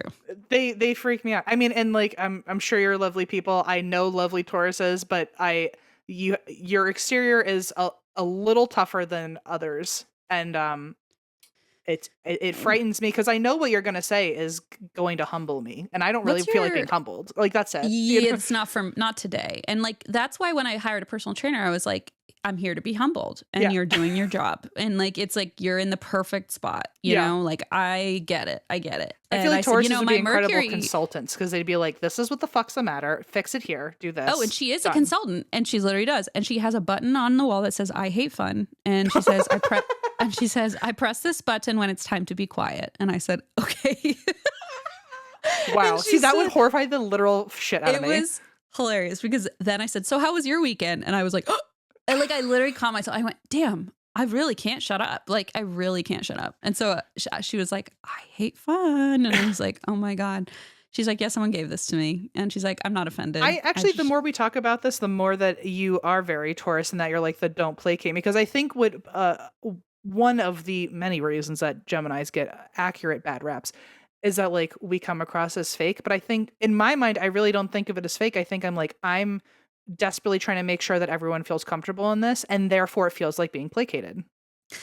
Yes. And it's sort of And like, Tauruses are oh, but like, I don't have fucking time for this. Just tell me what's going on. And well, I'm I like, well, think I'm it's trying to keep you comfortable. well, I think it's also like no. I think Taurus is also like you don't need to keep me comfortable. Like Yeah. I can keep myself and comfortable. that is just we can't understand each other. But now I'm like at a place where I'm like, I don't need anyone else to make me comfortable, you know? But that came with many years of discomfort and learning to sit there and go, oh, this is a really uncomfortable moment. And I guess I didn't die. So yeah, once your nervous system realizes you're not going to die every time something's like uncomfortable or scary, you sort of like, I don't know, let your guard down, I guess. And things just seem less scary. Yeah. It's like, oh, you can say that. And like, I don't know. And then I saw her later in the day and she was so sweet and she had her daughter there. And like, Leon, I was just like, I was like, I love it. I don't know. I probably would have spun out and like never seen her again a few years ago because I would have been like so insecure or whatever. And now I'm like, whatever. She just said something stupid and like funny. I feel like true. we've either gained or lost all of our Taurus listeners through this. It was like a 10-minute tirade specifically about Taurus, but I mean, whatever. Of all things too, because it's funny, like we're literally here to talk about Geminis and So was that the answer that Gemini are the main serial killers? So Geminis are usually cast in that role in the memes and in the I see. kind of like pop culture. Ted Bundy is a Gemini. Donald Trump is a Gemini. We've got a lot of Gemini. Samuel Little. There are a lot of Gemini serial killers. Like it's not cute. Okay. Okay. Got it. But this website, crimeandinvestigation.co.uk, they did their own running of the numbers and they landed on number 1 being Scorpio. Well, Wow. told you so. Number 2, Gemini. Maybe that's why they freak me out because I'm like, we're a little too similar. Well, you're very similar and they're very deep. So they're like, come with me. They're scorpions. Like they're under rocks. Like they like to be in the dark and they like shadow work and they like to be, and like, we don't like that. We like to be up here. We like to be having fun. Like, and I can't shut up. All the information is at your disposal. Like, yeah, what do you mean you're not I'm like, matching me here and telling I'm me everything? Here. And they're underground. They're too going mysterious. Like, you can't hurt me. Yeah, it's really interesting. I love it. I find it so interesting. So, okay, Scorpio, they said was number 1 with, and they did some roundup of serial killers. 17 was the total for Scorpio. Gemini and Sagittarius tied with 14 each. Okay. Virgo and Libra, very Virgo and Libra coded to tie at 13 each. Aries, Cancer, Capricorn 11, Pisces 10, Taurus 9, Leo and Aquarius 6. So that interesting. I could see why Taurus is closer to the bottom because they get all their shit directly out there anyway. They don't got to kill you. They just say they don't exactly. And they kill your spirit a little bit when they're a little too tough on love. That's all. Yeah, they're straightforward. But part of that is so interesting, right? Because it's like, oh, but then they're less toxic because they're not keeping all that shit in there. You know, they certainly like seem to have the healthier boundaries. Yeah. Okay. So then from our astrology memes, and even though, by the way, Aquarius was down at the bottom with Leo, Aquarius, I think, was the most often cited cult leader. Interesting. Which fits totally because Aquarians are very like, you know, kind of like off the beaten path. Like their whole thing is like they're different, right? Yeah. And they see the world differently, and so that kind of did. And they're a lot of fun. I would absolutely follow. I'm more likely to end up in a cult if the leader's fun. Yeah, I think most people probably agree. Serial killers by zodiac sign. Now, this is from our astrology memes, the subreddit, which it's not. This is not a joke. This person is very serious about their sources. Okay. They put their sources. They even wrote a note down here at the bottom of their graphics that says, note, includes individual known or confirmed serial killers, including those who are not convicted. Excludes serial killers who remain unidentified, such as the Atlanta Ripper and the Zodiac Killer for whom birthdays are not known, and who killed in pairs or groups. So they were like, wow. I didn't fuck around. Yeah, I love this energy. Should be on jstore.org or something. Yeah. Oh my God. Oh wow. Ooh, feels like an abstract. Feels like for a paper. Does feel like an abstract. And so they made this beautiful graphic, serial killers by zodiac signs. Now, this is going to turn everything fucking topsy-turvy. Not everything. The Tauruses, you're still completely at the bottom, okay? Okay. Fewest of you are serial killers. We get it, okay? Taurus, 27. Guess who's tied with Taurus? Gemini, okay? Interesting. Now, this person was trying to put to bed a lot of the flack that gets thrown around toward the signs, including Gemini, including Sag. Unfortunately, Sag maintained its spot at the top of the list, and Whoopsies. Gemini went all the way down. So I don't know. You know, I feel like if you're gonna write something like this, I feel like this should be a law. And everybody hear me out. This is a take that I don't think is particularly hot. I think that if you are someone who is writing about astrology in a way where you're using stats like this, or an opinion might come out that you have, like it becomes personal in some way, I think you are obligated to tell everybody the sign of the author. I'm so happy you said that because they gave the sign. And Is they it said, Libra? Because they seem like they're really trying to find balance. I love that. They're actually a Sagittarius. And they said, this is how you know I'm doing this because I want accurate information, even though Sag is at the top of the list. And I'm a Sagittarius and I didn't like that I was at the top of the serial killer I like list. how they're like, but see how I could have channeled my energy somewhere else in a really bad way? Yeah, but see how much worse this could have been? Yeah. You're welcome for this, by the way. Yeah, and so what's interesting is that like they're spread out very evenly near the top. So we've got 20, so at the bottom we've got Gemini and Taurus tied with 27. Now the next highest up is Aries with 38 in the list being Aries. Jeez. Really surprising to me. The top number, by the way, is 46. So 46, we have ties between 4 different signs. Cancer, Pisces, Sagittarius, Scorpio, all 46 serial killers Jesus. in those split amongst those signs equally. Wow. Yeah. Or 46 each. Then we've got Aquarius and Libra with 44. We've got Capricorn with 42, Virgo with 40, Leo with 39, Aries with 38, Gemini and Taurus with 27. Now, interestingly, we also have a discussion point here. And I thought some of these discussions were very interesting because now it goes into the rabbit hole. It's like chicken egg type conversation. We're saying, is it because Capricorns just aren't getting caught? Is that why they're so low on the list? Is it because Geminis are actually... Well, because Geminis are charismatic leader. And can dance around it, maybe. Oh, right. Or are they just like off leading cults? Like, who knows, you know, but it's like, is it like Sagittarius, like they aren't good at planning and that's why they're at the top of the list because they're the worst serial killers, not necessarily the most, you know, like people started these whole big conversations and it was very, very, so now it's so crazy that we brought up Taurus because we weren't going to talk about Taurus. It's not Taurus season anymore. But the only comment I brought from this subreddit, which I'd forgotten until now, is somebody who commented, Taurus staying all the way out of the drama, both as the killer and the victim, because this person also created like a victims per killer by sign, which I'm like, I'm not even going to go there today. What a shame, because I literally almost said earlier, I'm like, I wonder if they've ever studied like... we can go into that for sure. Well, happy to. We don't, but I was curious. I was like, I wonder if this type of person is the most likely to be a serial killer, and like we go off of like, well, people who align with each other, that would mean that they're probably more likely to be victims, right? To be victimized. Interesting. Yeah. So that Taurus comment saying, oh, staying all the way out of the drama, and then the Taurus, a Taurus responds with the flair of a Taurus, sun and Taurus, at home in my bed, not getting in trouble or murdered, painting nails emoji, way too much work. And I'm like, yeah, like that's fair. Yeah, I feel that's fair. And it said, it's a good thing they don't include dictators. And I was like, yeah, okay. If they included dictators and like people who have killed more than 3 people on that level, like a geopolitical front, yeah, we'd probably have like a lot of Geminis and all sorts of stuff going on. I don't know. But so it's hard to pin this one down is what I'm trying to say. Like it's hard to nail this down to stats.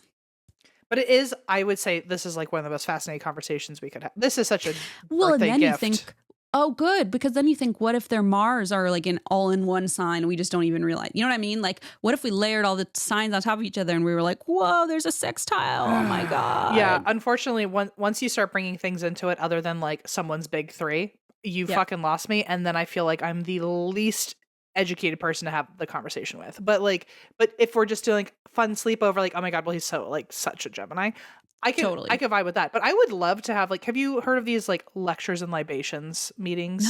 No. Where it's like people are now hosting like essentially PowerPoint presentations at bars, and so like you can go on a day where like the topic is interesting to you. This would be a great one if like like Oh, someone in like the psychic world who like knew enough about, or medium world or tarot world, someone who knew about all this astrology stuff.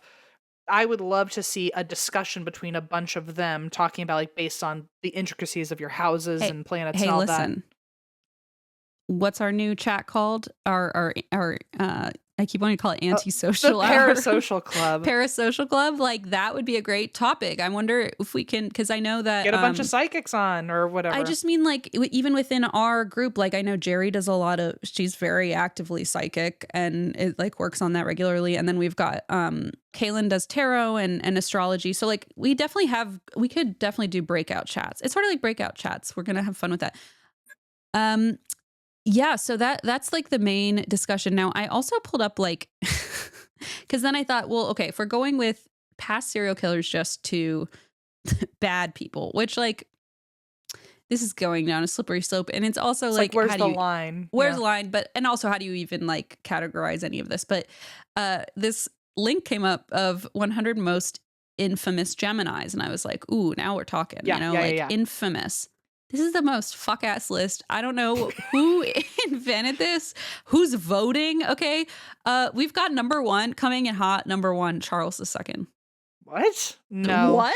He belongs maybe on the list at all, but like not number one. On the list at all at like page 400 of the forum. Like please don't be ridiculous. I don't know. I mean, like Angelina Jolie should be up there more. She has my birthday. Thank you. Okay, so I think you know what you're talking about. And thank you, Chris Evans, Captain America.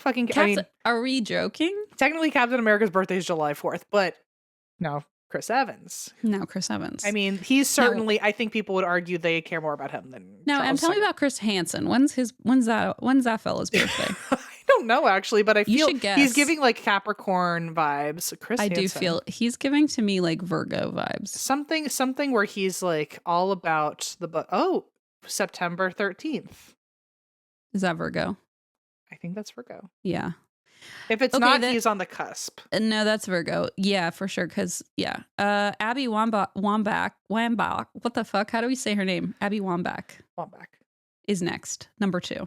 Okay, I disagree also. Charles II, Abby Wambach, and then Donald Trump. I think someone just Googled people who are Geminis and then highlighted the entire article and put it in a chart and said, here's some of them. Charles II, Abby Wambach, and Donald Trump. Like, what are you doing? I'd love to see all of them in a room together. I mean, yeah, I guess so. I would hate it. I would really hate it. I mean, here are 2 other people that should be on the list before them. Us. Yeah, really. It's like not that hard. Like, do your fucking research. Do your fucking own research. Insanity. I love when people say like do your own research and then feel like you are the research. I googled it and you were the research. That's why I'm here. I remember when I've the amount of times that I had when I was doing the QAnon research. Every single fucking article somewhere in it said do your own research. And I was like, yeah, it's like I'm you're an article. trying. You're an article. Fucking JSTOR. What do you want? Yeah. So we do have the victims here. Victims per killer by sign. Okay. Okay, so we have the same abstract at the bottom that like this includes the same serial killers. So the serial killers that we have mentioned in the above category, these are their victims. Okay. Oh, that sounds like a fucking SVU intro. I didn't mean for to. Where are the 500 Japanese men jumping? That's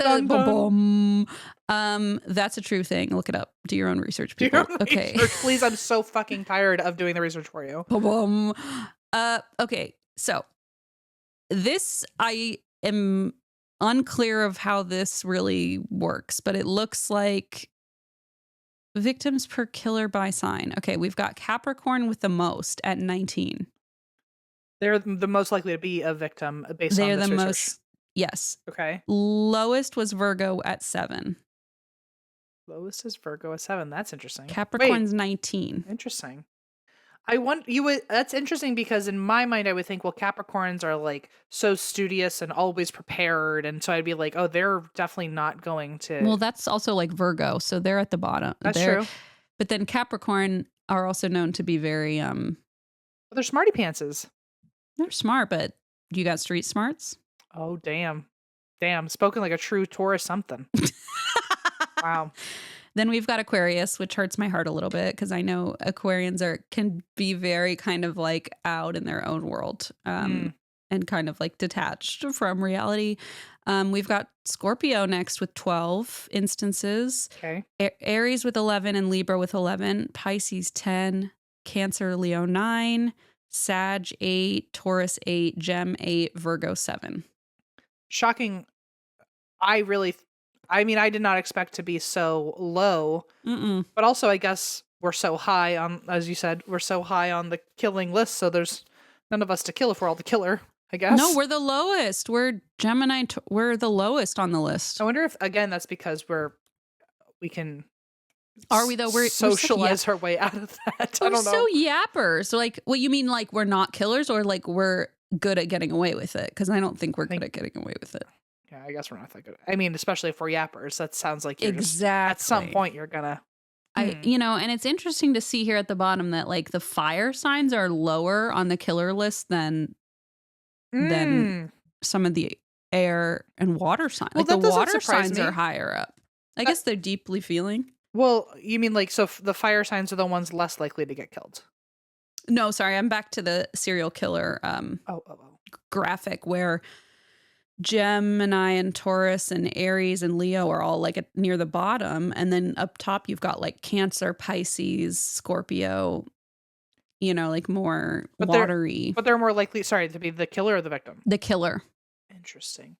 Well, I would imagine like if you're a fire sign, you've got like a fiery personality, maybe like you're more hot-headed or more like maybe have a temper. Maybe that's like more violent rather than serial killer. Sure. Like maybe we are dividing into like, because of course killers, okay, that crosses a whole nother threshold. Serial killer, you can at least put like a cap on like how many names you have because news reports. I mean, because then also you could divvy this up into, which would be fascinating in its own way. And this is like, obviously this is just like a fun conversation. We're not saying like if you're a fire sign, you're like more likely to like be an abuser or something. No, for sure. Someone's going to read it that way. So just disclaimer. I have apparently a Mars and Leo. Okay. So whatever. I'm very aggressive. So whatever. But it would be interesting if we're, for the sake of conversation, what numbers look like and like based on each crime, like who's more likely to be a robber, who's more likely to be an arsonist, who's more likely to be someone who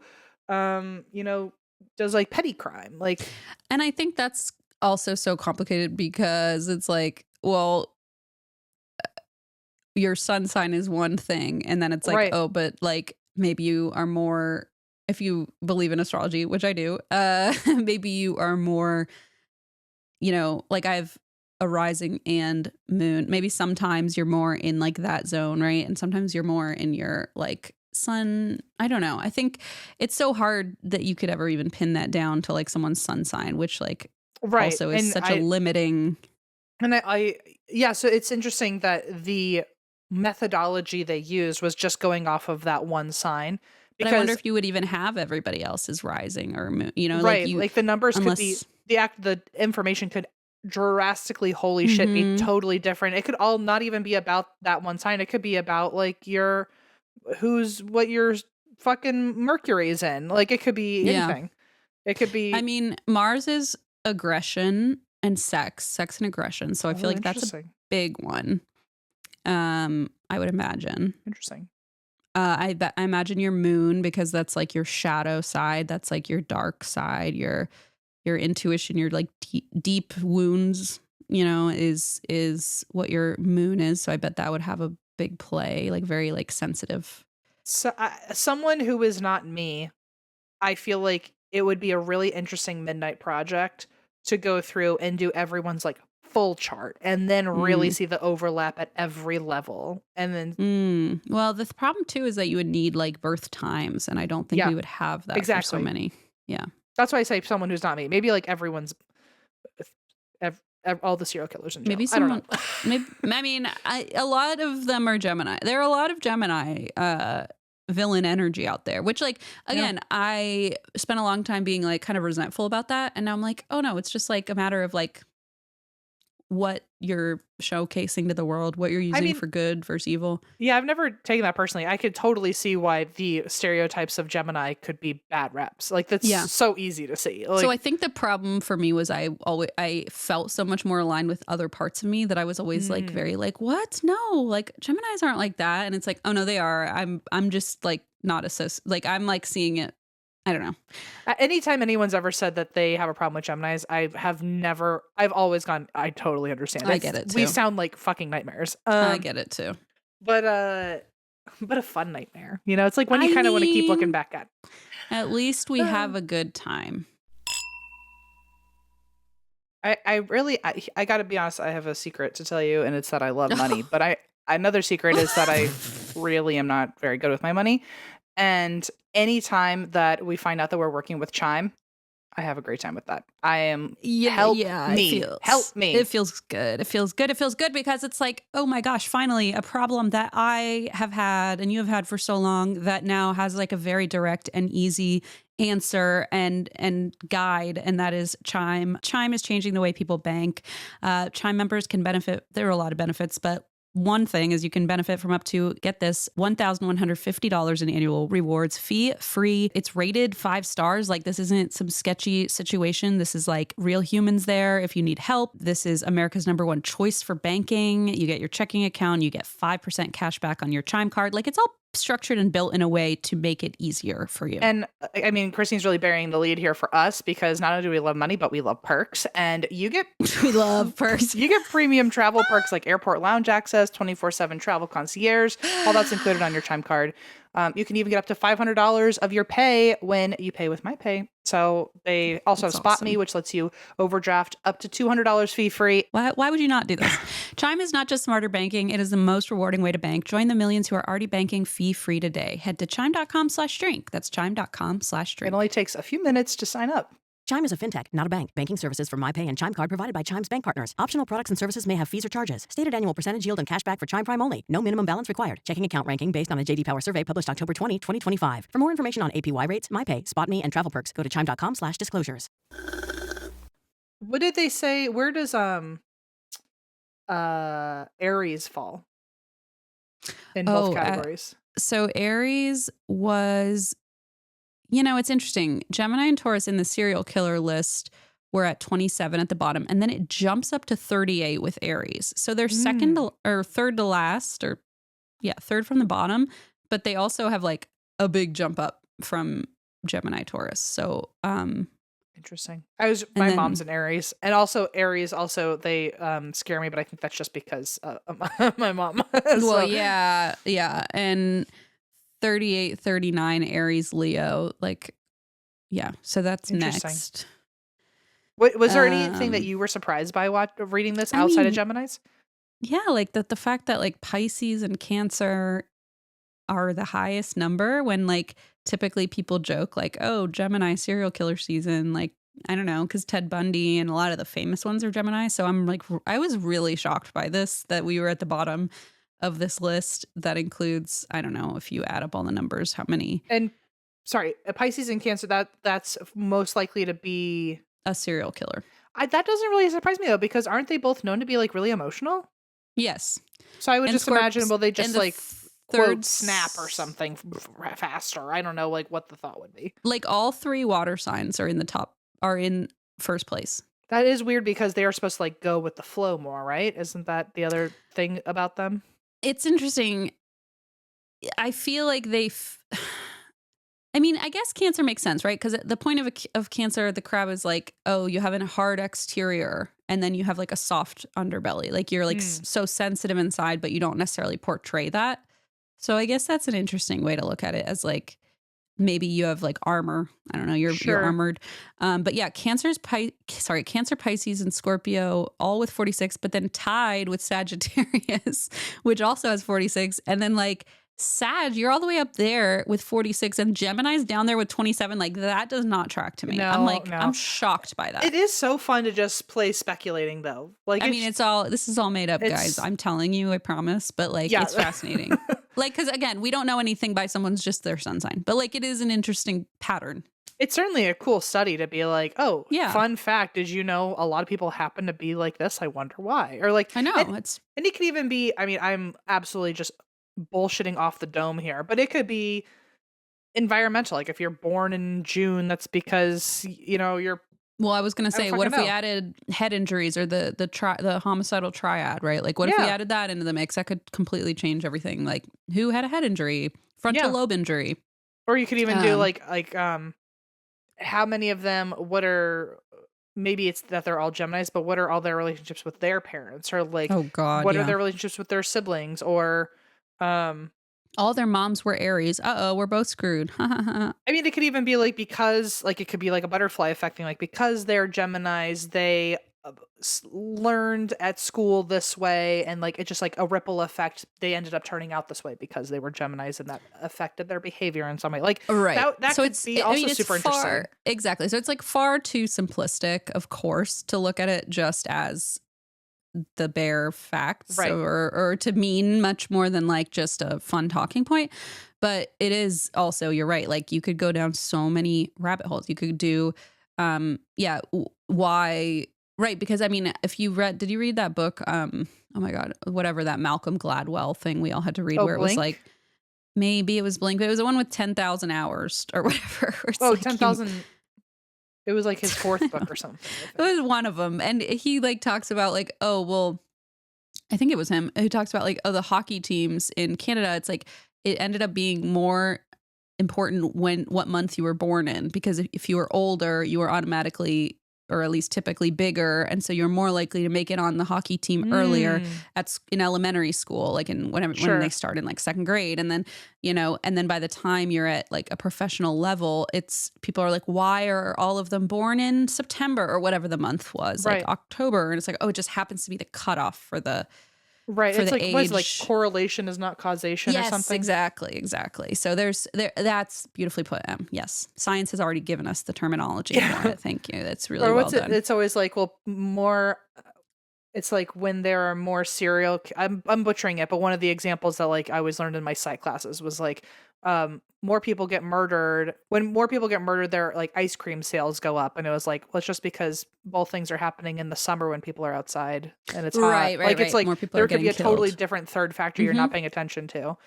And there probably is. Yeah. There probably, I would bet some money there is. Yeah. But and that's so why, cool. I know, it's so interesting. And like, even just to get to know people based on like little things and connect with them on, and even when people don't necessarily believe in astrology, I think it's interesting that like people will still know things about themselves. Like they'll say, oh, like I think my moon is this, like it's still interesting on some human level, I think, to have like those categories. I did hear someone once say that Geminis are really interested in astrology purely because since we're yappers, it gives us it gives us a talking point for people. Oh, interesting. So it's almost like the stereotype could be, oh, Geminis love astrology. It's like, no, we just love to have like a conversation piece in our back pocket if we need it. Yeah, it's like, yeah. It's like things like that. So I'm fucking eating this up. Yeah, it's like one more hobby or interest that we can like flip over to and like it's just learn nice a little that, bit like, about. If I go to a party and I don't know people, I can at the very least be like, oh, this is what our signs are. Like, it's just something nice to have. You know what's interesting is my trainer, she was like, well, do you know your human design? And I was like, okay, now that's a new thing to fall in love with. Yeah. Do you know your human design? No, I don't even know what the fuck you're talking about. Oh, really? Well, it was all the rage when I was in Egypt. We had people on the bus who were like kind of experts on it. And I was just like learning. Look up human design. I am a projector. What is my human design? And it gets really wild, like in depth. If you need another like fixation. Oh God, there's 17 questions to this. Oh God. Oh, well, you're supposed to just put in your birth date and time. Oh, okay. Yeah. Get your human design chart. Oh, here we go. Yeah, I'm curious because I'm a projector, which I don't necessarily know what that means yet. I'm learning. Well, look it up while I'm doing this. Okay. Well. Because I want to see what our vibes are. Okay, here's mine. Let's see. And then there are different like aspects to it. So you have So my energy type is projector. This is how your energy functions. I best make decisions, emotional intuition. Okay. My profile type is the easy breezy genius. Damn. Okay, that's nice. How do I add? Okay, What's yours? I just got mine. Mine is manifesting generator. Okay, yes. I think yes, I know that one. My strategy is to respond. My inner authority is emotional. I don't really know what I'm looking at here. My my digestion is closed. Oh my god. Oh no. I have my motivation is fear. Oh god. My environment is mountains. Now that one I can confirm. I love that for you. I don't know. Perspective is one thing. I don't know if any of this makes sense to you, but anyway, apparently it doesn't to manifesting me. generator. I bet by next week I'll be fascinated and like, it's interesting. I just pulled up the app and I guess I had downloaded it before because I have Blazes in here. Oh, really? I don't remember putting this in, but he's a generator with sacral authority, and his profile type is the great life experimenter. Well, that's very intense. It's intense. I just looked up human design manifestor and projector relationship. Thrives on a push-pull dynamic where the manifestor initiates and the projector guides. Oh, yeah, that makes sense. The manifestor brings energy to create while the projector offers wisdom to streamline it. I mean, that's literally how this podcast started. So that's kind of exactly right. Yeah, that's what my trainer said too. She's like, "Oh, projectors take like the energy and like almost guide it or like help shine light on other people to help them understand their own." It's reflective a little bit, I think. So interesting. Yeah. I'm intrigued by this because you know why. Because I am. But I just find it really interesting. And then she said that and I went, okay, see you Tuesday. And I'll be back with like, and she's going to hit, I hate fun. And I'm going to be like, but I have so much to say. Oh, you should, there's no way to like build your own button. I guess you could just draw one, but you should just tape it next to hers and it says, I don't care. I like fun. I'm a Gemini. Dang, yeah. Oh my God. Yeah. And then she's like, oh God, she was like, you'll like Marianne or whatever. Like because sometimes there's two people in the studio at the same time. She's like, you'll like Marianne. She's all into astrology. And I was like, okay, Marianne. Marianne and I are going to talk about you, by the way. We're going to bitch about you. Anyway. Well, very cool. It's very fun. I wonder if I can like add people to this. See, like this is when I get unhinged. This is the most Gemini and projector behavior to add everybody into my app and like then look at their charts and be like, here's how you all get along. Like, I don't know. I mean, I would do that. Why not? You would do that too? Of course. It's so fun. I don't know. Half the shit is happening on this app. I feel very confused by its existence. It's just a new language to learn. I know, right? And it has like this fancy chart, of course. Oh, I need a subscription. Well, good. In that case. Interesting. Yeah. And especially like I've been doing Reiki training. Yes. How is that trained? Going? It's great, but it's like fascinating because I think I really didn't know if it was real. And? It's real. Really? Yeah. How so? What was the moment for you? It's almost like I knew it was real, but I didn't like know it was real. Do you know what I mean? Sure. When did you know? When were you like, "Ooh, this is different"? I laid down. She's like, "I'm going to tune you," and I was like, "Oh, the Virgin Mary's here. That's cool." Huh? And then my grandma showed up. I mean, it was like really crazy. And then I had this flashback memory of choosing my life. It was like, I mean, I'm not kidding. This shit is crazy. And then I got home and I went, so Blaze, I'm having sort of like a existential crisis, about everything. Cause I just sort of had my world kind of flipped upside down. And I was attuned, or I guess it depends on the word you use, reiju, I think. And it's like, you can like feel it.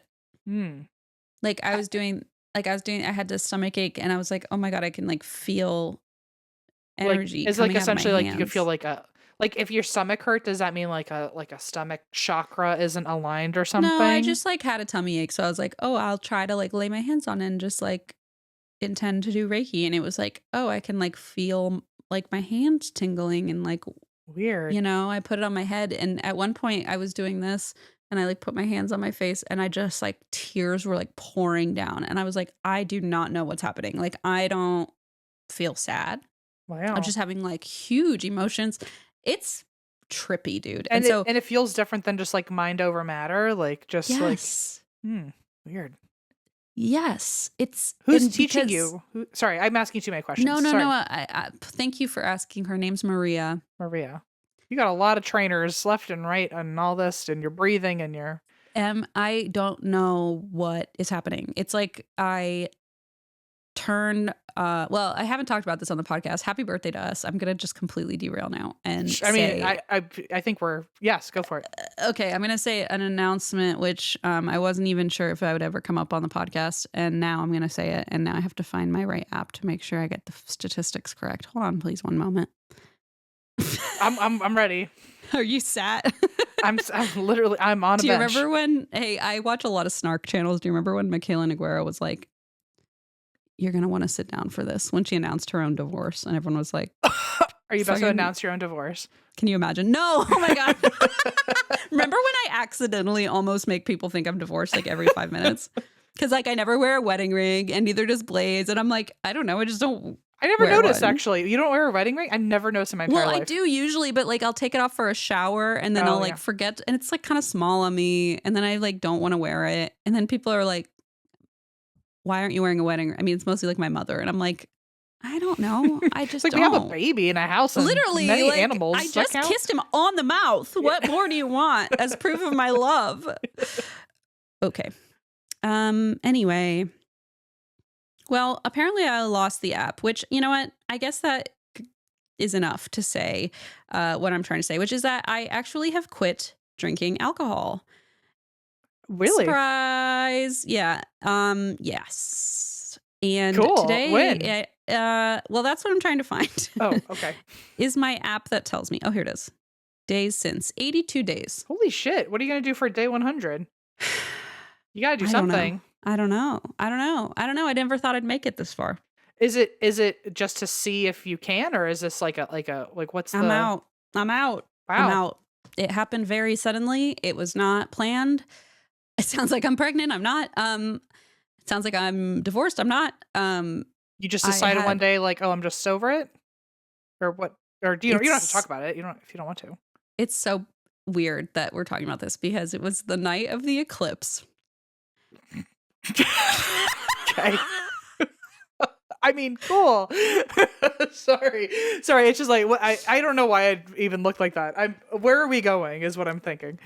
And I thought to myself, I can tell there is something I need to let go of, and I cannot figure out what it was. I was having like weird dreams, and I was like, something's up, and I'm sitting there drinking wine, right? And I'm like, well, this is not it, but something must go.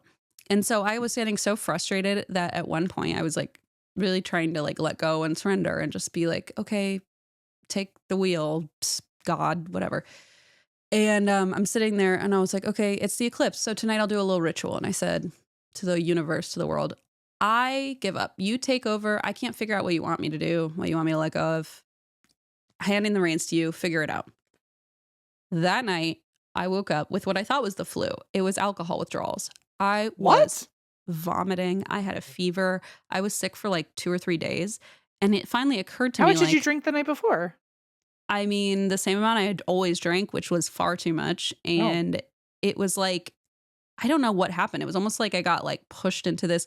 And maybe I did have like a type of flu, but then because I wasn't drinking, I had a reaction, but I had these like nightmares of my maternal line and my paternal line, like all the way back drinking alcohol. It was bizarre. Like my stepmom. Wow. I mean, just like all these things happening at once, like these weird flashbacks. And I was having literal fever dreams and like sweating through all the sheets. I mean, it's disgusting. I went through like full on withdrawals. And then at the end of like 2 days, when I was like finally like waking up from this, I was like, okay, I get it.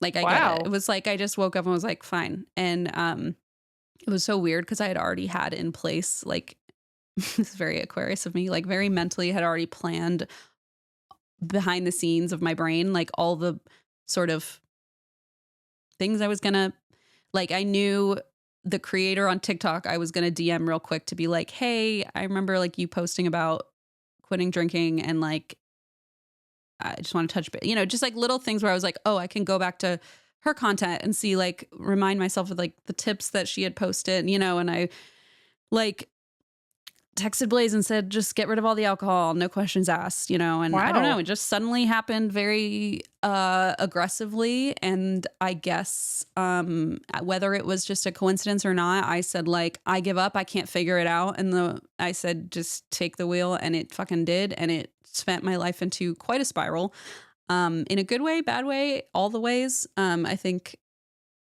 it's like I pulled the tower card like 3 days in a row during that. And I was like, oh shit, like everything's just falling apart.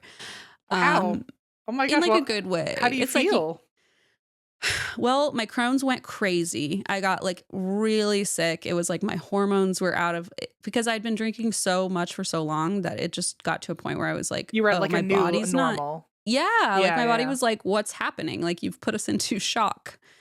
And Wow. it was just very bizarre. And like I always knew that one day I would stop drinking. I just didn't know when. And I was like, I'm not going to do it till I'm ready. And like, I knew no one else could tell me to do it. So it was sort of like, I had to make a call. And I remember thinking, I have to, like, now or never, basically. Like I just have to do it. And yeah, I initially said, I'll just try it out. But I think like pretty immediately was like, okay, I know that I had to do that. I have been reliant on THC, especially for sleep. So I'm not like stone cold sober. And I still have, I still have a good time at weddings and stuff. But like the drinking, man, I think it was just starting. I'm getting old, I was just starting to, and I don't want anyone to feel discouraged because like when I would hear people talk about quitting drinking, it like really triggered me about like when I was drinking a lot. And so I don't really trigger. Yeah, because it was wow.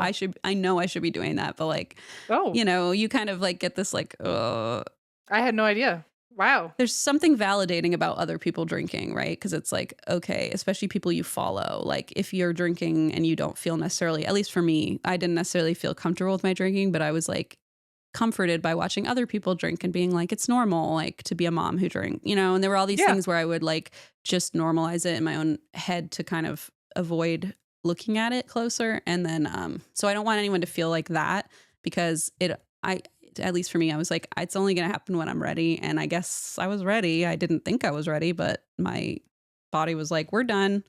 Wow. That's awesome. It was awesome. crazy. And ever since then, I mean, I started watercoloring. I do fucking Qigong. That was the week I started. I started all these things to be like, to distract yourself or? Yeah, a little bit. Or just, it was almost like this fog kind of lifted and I was like, oh, I'm finding dopamine elsewhere. Like, I think I had just dulled so much of my own self that like, I didn't realize what was fun anymore. And it was like relearning. Like I didn't have an appetite. I still don't have an appetite. And like, I can only eat like crackers. Like it's so weird. It's like everything has been topsy-turvy. Weird. And I haven't really talked about it on the podcast just because it's like, well, it's personal. Well, it's personal, and we we usually record during the day and like early day anyway. So it's like, sure, it just didn't seem like it didn't come up. But and I also wanted to like know that it was official before I like said anything. Well, I was gonna say, does this make you feel nervous that like this is gonna? No. I mean, do you tell me if I'm being ask away. I'm bringing it to the table as an open subject. Do you miss it at all? That's a great question. At first, like horribly. And it was sort of like, there was a lot of grief because it was like, oh, I just don't get to be that person that like walks up to Jerry's Jug House, like our local bar, and grab a beer, like it's just like, they're little things that like, not that I ever really did that, but you tell yourself these stories or you have these like ideas in your head of like, oh, one day I'll go to like Spain and drink real Spanish wine. And it's like, you know, part of me is like, you can still do that. Like nobody's making you not do that, like you can still do that. And it's not the end of the world, but also we'll get there when we get there, like one day at a time, Yeah. Yeah. And it's been a big learning curve. I mean, I could also see it like it's certainly a grief. I mean, you're losing your current or was your current identity. I mean, you have to like Yes. relearn what's fun Yeah. or what's fun about you or what you like doing outside of that. It's amazing I don't like going to bars anymore. Isn't that shocking? Not. Really? That's like the least shocking thing ever, that people don't like going to bars when they quit. Obviously, like, you must be so bored at a bar, Em. I'm used to people You're wanting to used go, to it so I now. just go. Yeah. But Oh, I mean, God. I'm not having the fun they're having. No. Yeah, it's sort of like you really have to get to a point where you're like, am I having fun? No, it was more of a, it became way more of a, and I had to kind of like come clean to Blaze. Like I was like, I was drinking more than I intended to. I realized there was like so much shame around it. Also, when I quit drinking, I didn't realize how much space it took up in my brain, like actual active thinking, because it would be like, Mm, oh, well, when can I drive? And like, I'd be calculating hours and like, oh, what time would that end? And then I'll come home and have a beer. Like, it just was like constantly in the back of my head. And, some people can have a healthy relationship with alcohol. I think I'm just not that person. Or maybe interesting. maybe I thought I was, maybe I can, and I just am choosing not to try anymore. But it was taking up a lot of brain space. And a lot of it was like one of the earliest things that really convinced me, like, oh, this is the best possible thing, is that Leon and I were doing bedtime one night and she fell and like just scraped her knee or hit her head or something like minor. Right, like just oop, you fell. It was just like a bonk, yeah. And like the immediate shame and fear that took over. And then I went, what is that? And then I went, oh my God, normally I'd be drinking. And I would have thought to myself, shit, was I not paying attention? Was I like, too buzzed to like be looking? And it's like, no, I was completely sober. She fell, she scraped her knee. And I was like, wow. So I'm carrying like so much weird, personalized, like internalized shit. And then she got up and played. And I was like, I would have been sitting here like, oh my God, like it's almost like I just peeled off this like very toxic layer off my Mm. life that was fun and had its time, but now is like just doing more harm than good. Wow. Well, I mean, Yeah. you do realize how many people you've probably just helped by talking about it. I mean, I want to at least be open about it because it's fucking horrible.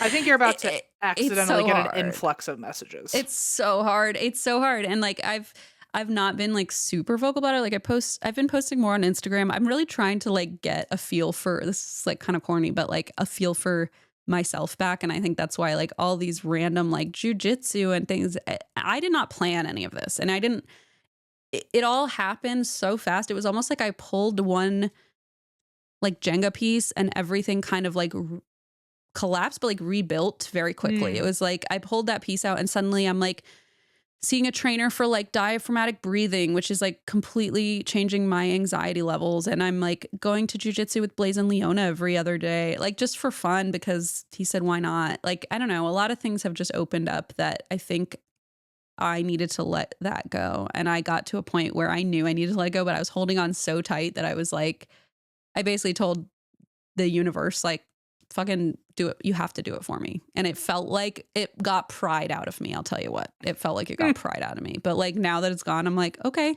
I feel better. So if you're out there and you're struggling, me too. And also a lot of us too. And also don't feel ashamed if you need like, I mean, I'm not a doctor, but I've used THC regularly to help at least get through this period. And, eventually that's might be something I hopefully look closer at as well. But at this point, it's sort of like, let me get through this chapter of it.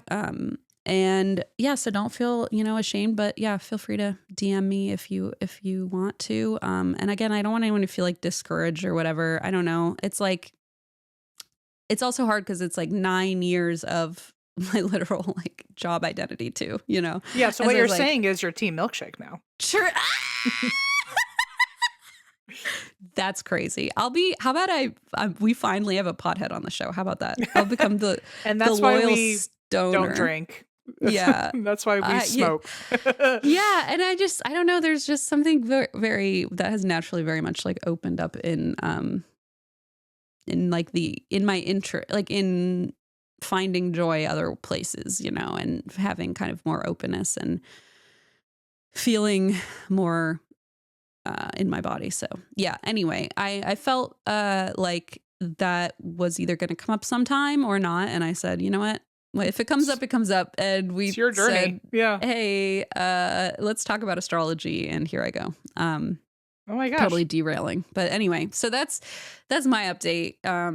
I post more about it on Instagram because I'm just trying to keep that more my, personal life. But I don't know. I feel like I'm kind of coming out from under a rock, Not a bruise.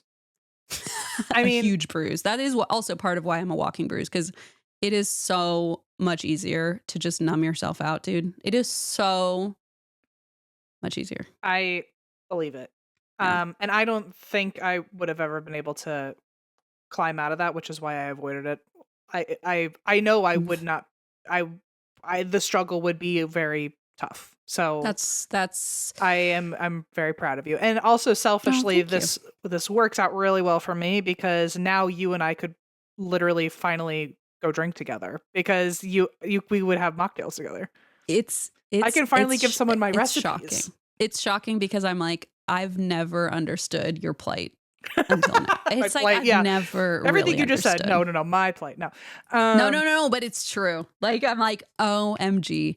But I will say I waited long enough that there are some very good non-alcoholic beers. I never thought I would be a non-alcoholic beer person, but there's something at like that certain time when it's like kind of hot out and I'm like, I'm thirsty and I want a beer. And it's like, I think our brains are just dumb. They're dumb animal brains, right? So like you really can. Oh, and there's an app called Reframe that I will also recommend highly. It's not an ad, but Reframe app has like completely helped me look at the science of drinking. And I think that was what really I knew whenever the day came that I quit drinking that I would need to look at the evidence to really convince myself like, oh shit. Because I knew it was there, but I was like, I'm not going to look at it. No, the mirror is the hardest part to look at. Yeah, exactly. Yeah. It was the mirror.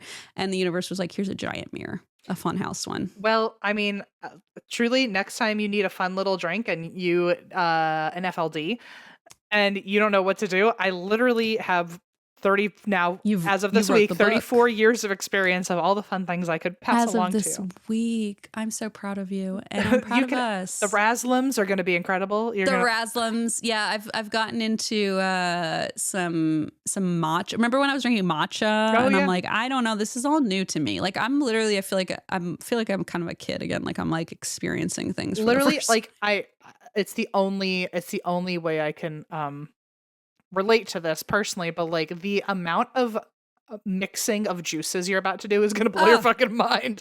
Listen, I can't wait. And I think Leona's like on board for the ride. Yeah, you and Leona can do like kitty drinking together. Yeah, we like tea parties galore. Yeah. Well, summer's right around the corner in Trader Joe's. Do you have a Trader Joe's near you?